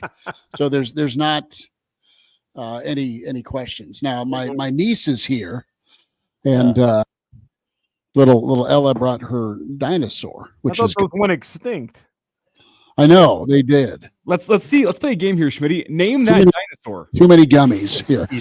Ella, what's the dinosaur's name? No, Schmitty, I want you to name what breed that is. What species of dinosaur? His name's Green Bean.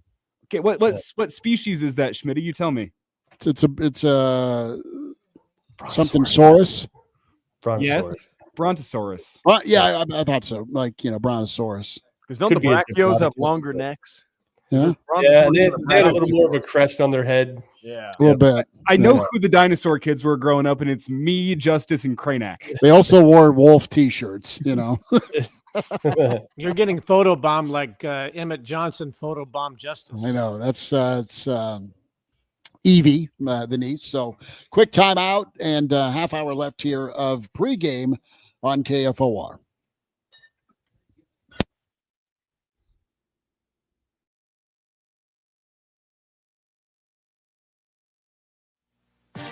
Hey, it's Bill Hook and Elijah Herbel from the Morning Hookup. Coming up on a Monday on the Morning Hookup, we'll welcome back Omaha World Herald's Evan Bland. We'll recap Nebraska's trip to Happy Valley playing Penn State. NFL Week 12, that and a whole lot more in the Morning Hookup from 9 to 11 right here on KFOR.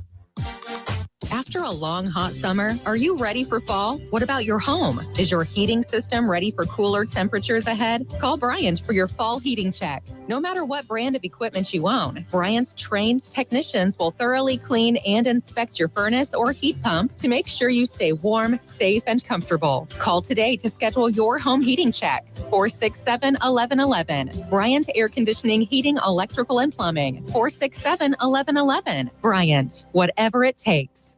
Hey, it's Bill Hook and Elijah Herbel from the Morning Hookup. KFOR's Operation Santa Claus has been providing Christmas presents to Lincoln's less fortunate children since its inception in 1948. When it first began, Operation Santa Claus provided toys for children in orphanages. While most of Lincoln's less fortunate kids no longer live in orphanages, the mission of Operation Santa Claus lives on. With your support, we are able to provide all these youngsters with one brand new toy or gift to open on Christmas morning. You can donate to Operation Santa Claus at KFORnow.com. Happy holidays from all of us here at KFOR. Progressive presents a testimonial of sorts. Hey, slow down! Oh, yeah? Well, you drive like my grandma. She's a very attentive and courteous driver who wears a seatbelt and always uses the turn signals. Oh, she's also a talented painter and has very low cholesterol. Not that that has anything to do with her drive. We just thought a more complete picture of who she is might be interesting. Anyway, have a nice day. Safe driver? Get Snapshot from Progressive and get a personalized rate based on how you drive. Progressive Casualty Insurance Company and affiliates. Snapshot not available in California or from all agents. Surcharge possible for unsafe driving. Want to quit tobacco? You don't have to do it alone. The Nebraska Tobacco Quit Line can help you quit any type of tobacco. We offer professional coaches to help you create a personalized quit plan with an online community to support you along the way. Plus, we'll connect you to resources like medications to help you quit, so you have everything you need to become tobacco-free. Quit with confidence. Call 1-800-QUIT-NOW. Paid for by Tobacco Free Nebraska. Aired in association with the Nebraska Broadcasters Association and this station. Honey, look, 4 calling birds. Do they have cell phones? Well, yeah, they're called calling birds because they have 4 lines of Cricket 5G. How do they pay? Oh, easy. Each line is only $25 a month. Who are they calling? Beats me. One sec, gotta take this. Join Cricket Nation and get 4 lines for $25 per month each. Smile, you're on Cricket. Cricket may temporarily slow data speeds if the network is busy. New lines only. All lines must be selected. Unlimited plan fees, terms, and restrictions apply. Cricket 5G requires a compatible device. It is not available everywhere. See cricketwireless.com for details. Back Monday on KFOR, Schmidt, Carol, and Jeff. Highlights from the president's meeting with Zoran Mamdani. You can qualify for our holiday haul, tickets to Mannheim Steamroller, and tickets to Zoo Lights with break. We're back with more. It's the Average Joe Sports Show with Chris Schmidt and Elijah Herbel. Back with you here, Average Joe Sports Show weekend edition, leading up to Nebraska Penn State. Chris Schmidt, Elijah Herbel, Justice Rhody, Mark Kraynak, our Omaha correspondent. You know Kraynak well. Bill Doleman, Pride of Fairbury, with us at Bill Doleman on Twitter, at Herbal Essence on Twitter for Elijah, at Justice Rhody for Justice on Twitter, at Schmidt_radio is where you can find me. And Evie and Ella are in to make sure they've got their FCC tags on. So everyone behave. So there we go. So we've touched on the offense and defensive side of the football. We've dove into kind of the meaning of what it means tonight with Nebraska, specifically the right direction part of this conversation with how you feel about the season. We are getting down to the nitty-gritty part of, does it happen? Can it happen? And we know the theme is going to be TJ plays a clean game. TJ's a difference maker. Guys, what's your feel on level of takeover he needs? Let's go there. I think Penn State will try and run the football, right? They're going to – Grunkmeyer's had more starts, but if Penn State's going to win, they're going to run the football. That's how they beat Michigan State. in that fourth quarter. The 1-2 punch, more so Allen with his rushing day. But what's TJ's work look like? Interesting to get your take. Start us off, Justice. Oh, level of takeover from TJ. I think he has to be a difference maker. I don't know how, but not necessarily beyond a manager, but not a. It's all on you, dude. It's not Adrian Martinez time. Yeah, no, I think it's the same thing that you would have asked from a good Dillon game, right? I don't think you need him to be over the top, make every single throw, bail us out of danger. I need him to make 4 or 5 throws that are above average, next level throws that can progress you down the field in big spots. So like a 3rd and 4 or a 3rd and 6 where you need, where you need to get to that 5-yard or that 7-yard mark, right? Where you just need a throw, maybe in a tighter window that you just need a guy to put some zip on it. I think TJ can really put some zip on the ball. I don't know if it's Stroud level. I know he gets the Stroud comps. Like, he's still got to develop the arm, but the dude has some next level zip and he can throw it off platform. If he can give me 4 or 5 difference-making plays, whether that be with the legs or be with the arm, I think that's enough to put them over the top, assuming the defense keeps Allen and Singleton to a reasonable number. I'm not asking them to hold them under 100 combined, but if you can keep me 125, 130, 145 even, like we can manage that. I'm sticking 175 is what you got to hold them under. And I've been consistent on that. I'm smoking the pipe dream here. I know. Yeah. 175 is doable. Below that, yeah. Would you love to hold them to 130? Yeah. Do I believe that's going to happen? No. Penn State knows the game plan. Nebraska knows what Penn State's game plan is going to be. I think Nebraska's going to have to load up the box a little bit, but it's still mono-y-mono, and there's going to be times where Penn State's mono beats Nebraska's mono.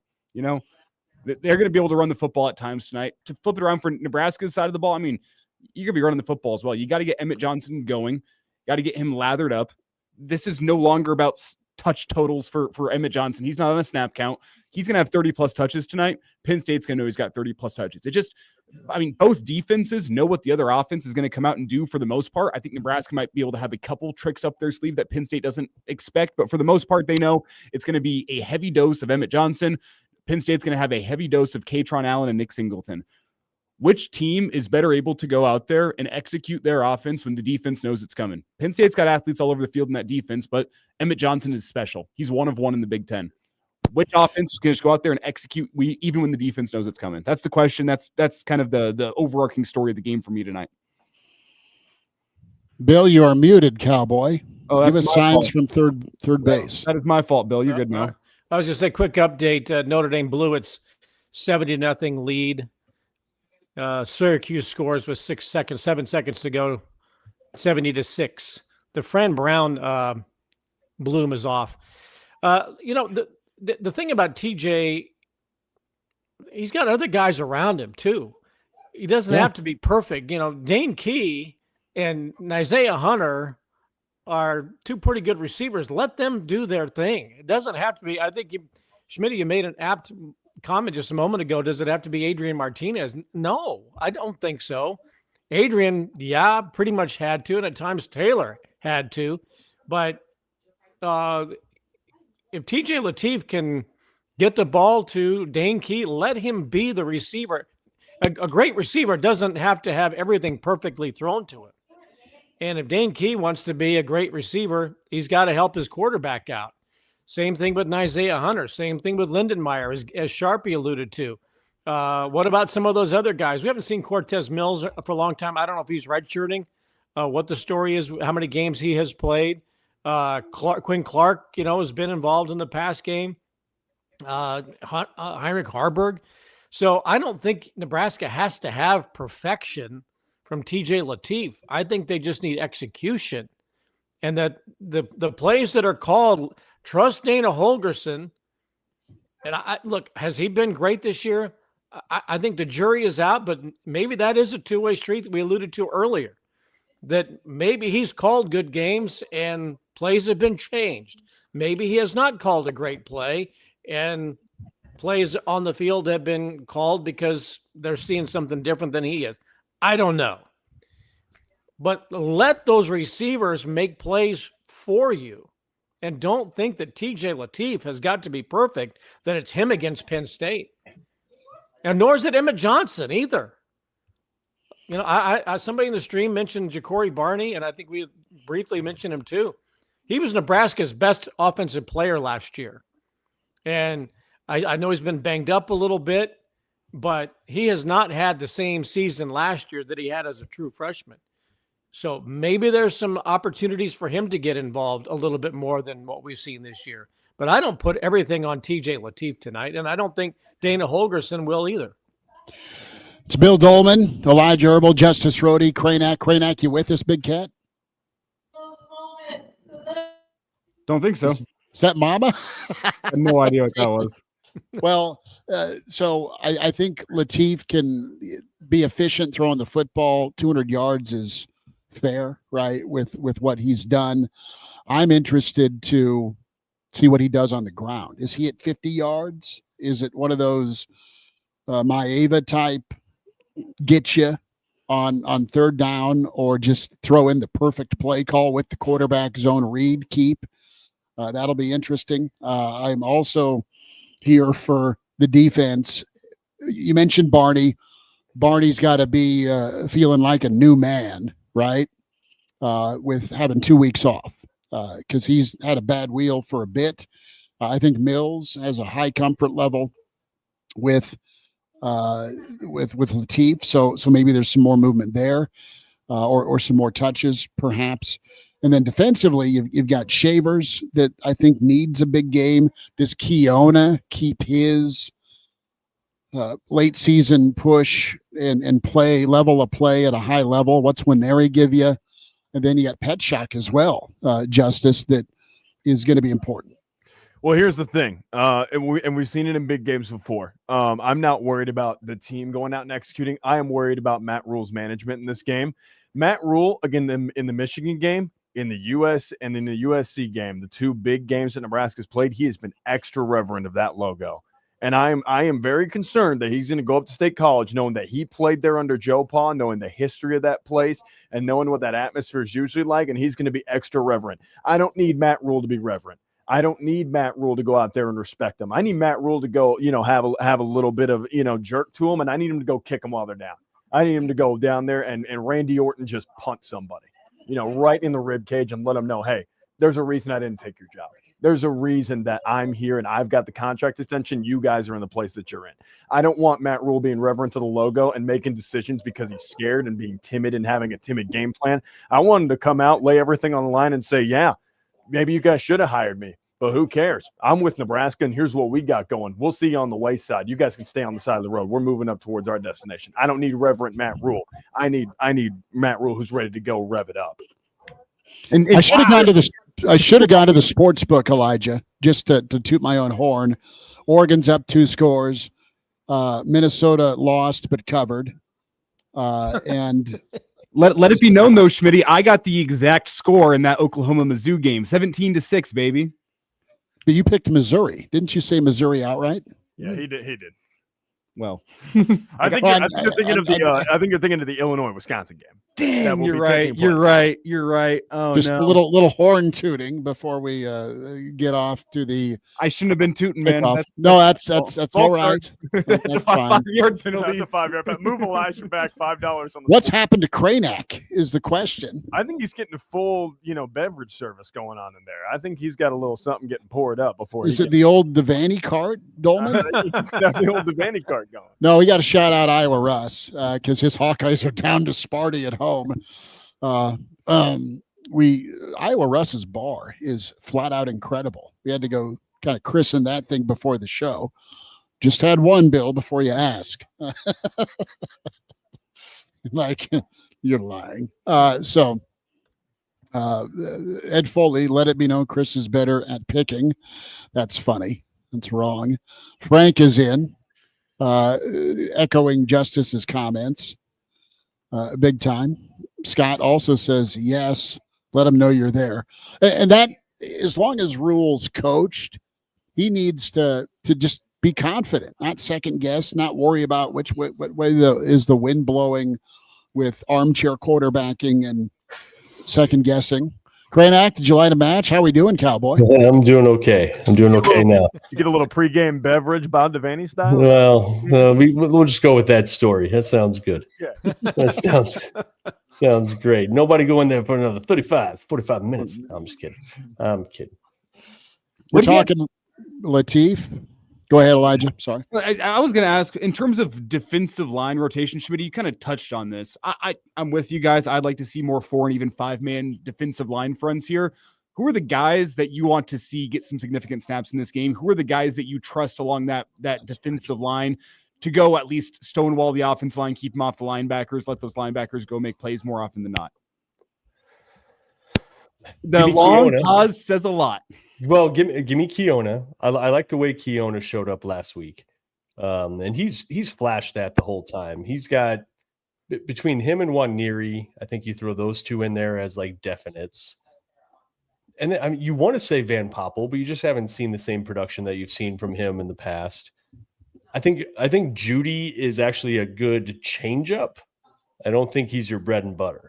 I you know what I mean? I feel like he's treated as a stalwart when he should be the curveball, right? I like Gabe Moore a lot. I haven't seen him flash enough to know, but it's probably just a couple plays I haven't seen. What is it? He gets held. Gabe Moore. I think he's also the only guy who actually commands a double that's team. That's exactly what I was going to say. And if two guys have to worry about big old Gabe Moore, that's one less guy who can't get to the second level. And Gabe Moore he is a step and a half away from making a tackle at the line 20 times this season, and he's trying to get away from the engagement of the offensive lineman, and he's just a step behind. It's not that he's not in position. There's someone bear hugging the guy, and there's no call. So I'm hoping as the season's gone on, you have more activity with his hands. Pun intended there with the more activity with his hands. Yeah, but he doesn't get a ton of snaps, right? Well, he's a 10 to 15 snaps a game kind of guy. You wonder if you can get it up to 20 for a game like this, because as Justice said, absolutely 100%, he is the guy that I have circled all season long as being, I would not say just the guy, probably the only guy on that defensive line that routinely commands double teams. As a pass rusher, is he great? No. He's missed a good number of tackles where he's got a running back dead to rights in the backfield and the guy squirts free for another 4 or 5 yards. So he's got his issues, but the biggest thing in a game like this that's going to be huge is his ability to command a center guard double team and prevent one of those two guys from getting up to linebacker. He's been doing that well all season long. I just don't know in terms of a snap count how ready he is to increase that workload to get up to 20 to 25 snaps in a game, because 10 to 15 seems like his wheelhouse right now. What Nebraska's missed with him and with Judy, they were not going to have replacements for Robinson and Hutmaker, but they needed one of those guys, because I think we would all agree that Robinson was 1, Hutmaker was 2. They complemented each other. They needed one of those guys to come in and play to the level of Nash Hutmaker. They weren't going to get Robinson, but I don't think that they've had anybody that has been at Nash's level, if that makes sense. That they've got guys who played the defensive tackle or the nose position, but they haven't had somebody as good as either one of the two that they lost. And they needed at least one person to play to Hutmaker's level. And maybe more will be better next year, or maybe Nebraska goes deep into the NIL to shore up the line on both sides. But I mean, they have to invest wherever that money might come from. They have to invest that money on the D-line to find somebody that is going to be a difference maker that is more than 20 snaps. I mean, they need somebody that's going to be an anchor on the D-line that doubles that and can go 40 plus. Listen, Judy is the only senior defensive lineman on the roster, if I'm not mistaken here. As I'm looking at this, yeah, he's the only senior on the roster, and there aren't a ton of juniors. You have Lynn Hart, you got Dylan Parrott, who doesn't play a lot. You got Jalen George, the transfer out of East Tennessee State, that doesn't play a ton. Everybody's a freshman or a sophomore. Everybody. And we were not talking about Hutmaker and Ty Robinson as, these promising guys that were holding down the D-line as freshmen and sophomores. You saw potential It's a tough ask. It's a tough ask. Yeah. In the Big Ten as a freshman or a sophomore? No, but like the Right. transfers or from Mississippi State or East Tennessee State or wherever they might be, somebody needed to come up to the level of one of those two guys. Nebraska was blessed to have them both. Yeah, and they never got that guy. Right, that's what I'm saying. Is they haven't gotten somebody. Robinson was the man. Hutmaker was the great compliment to him, but they didn't have somebody play even to the level to me. That's the consistent run stopper that is your anchor of your D line. And unfortunately, Van Poppel has not been that guy either. And I think he was the one that people pointed to be, okay, next. 5th and 6th year guys. That's what it is. It's a progression. And by last season, you had those two playing their best ball. You have not had anybody on this defensive line accelerate. You went portal to try and get that quick fix. Hasn't happened consistently.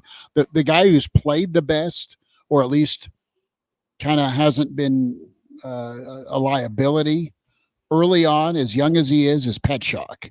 Right. A guy you were expecting to step in.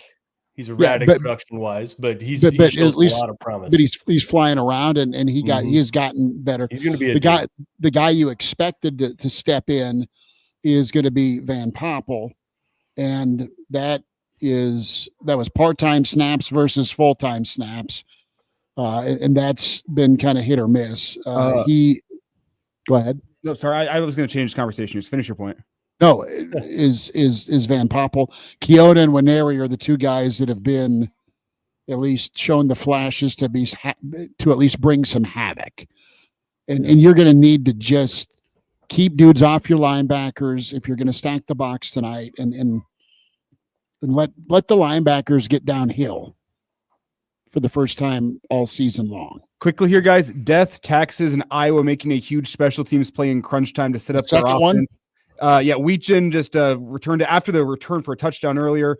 He just set him up in plus territory. A fade route for Iowa on 2nd and 10 ends up in a touchdown. Iowa has tied the game against Michigan State with 90 seconds left.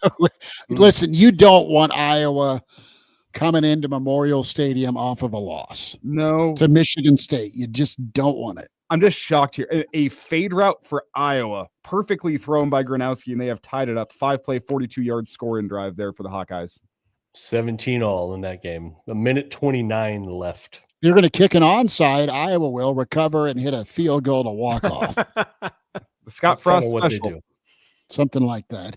So we wind it down. Let's get predictions. I know Elijah and I did our forecast predictions yesterday. I said 28-21 Nebraska. I think they win outright. Give me the money line in the big red.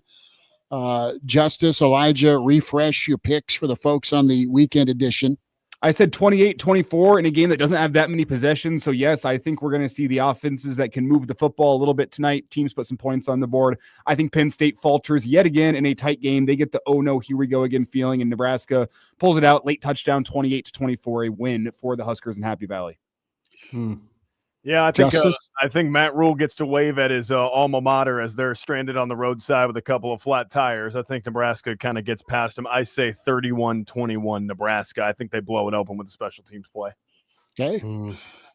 Bill, you said 82 to something in honor of the 82 hose job. Yeah. I always think Vegas knows something. So I don't know why it was 10.5. I don't know why it was 9.5. I don't know what it's down to now. But I think Vegas knows something. So I will say that, and not confident in Nebraska getting a win. I wasn't at the beginning of the season. I'm not confident now, but sure, why not? After what happened in Nebraska in 82, they came back and beat Penn State in the Kickoff Classic in the Meadowlands. 44-6. So sure, 44-6 Nebraska, but I still think Vegas knows something. Okay, you're going Kickoff Classic. Thumbs up. Kraynak, what do you say, man? I'm going Penn State 31, Nebraska 21. Because Vegas knows something. Yeah, right. And I'm going that way because I think it'll be the first time that Nebraska is facing a team that is more than comfortable with just lining up and running all game long. Nothing to lose. They're not going to put in the hands of their quarterback at all. and you got a freshman quarterback on the road against a legit defense. I think Nebraska will play well. I don't think it's going to be like Nebraska's blown out or anything, but I think Penn State deciding from the very get-go to just lean on Nebraska all game is gonna be the difference. If you guys are wondering, the line is down in Vegas, another half point. It is now 7 flat as we approach kickoff here. Yeah. So Dana said something in his presser as we wind it down. We got to play up, quoting Dana Holgerson. He knows the talent differential is real. Mm-hmm. It comes down to mentality. And again, it comes down to doubt. When does doubt creep in? Mm-hmm. For either side, for the freshman quarterback making start 2, or for a Penn State squad that has seen this movie too many times. I will say, I don't think Vegas knows something, but I don't think anybody knows TJ Lateef yet. And that is the only people who know him are the people who've played against him in Orange Lutheran. And that he doesn't have a large body of work at Nebraska. They've not seen him with a full playbook. Akron and Houston Christian don't count. UCLA was a great tune-up and a week off. And how much study has he done with all of his classes during the week? I just think that he is an X factor that I don't think anybody has any idea how he is going to play tonight and how the game is going to be called offensively by Dana Holgerson and how much on page they are together without turning the page once the play comes in from the sideline. And so to that end, I think there is an advantage for Nebraska because of what he can do as a running quarterback. Emmett Johnson said anybody could get this work. I believe in my guy to get 200. That's all I'm going to say. Okay. Love it. Love it. Kraynak, we'll send you a link for post game if you're interested. Send it. Send it. All right. That's Mark Kraynak, Elijah Herbel, Justice Rhody, Pride of Fairbury, Bill Doleman will be all ready to break this down in about 3 hours and change. Real Red Reaction, YouTube, find us. KFOR Radio, find us. We'll talk Nebraska, Penn State after we're done. Thanks for tuning in here on KFOR.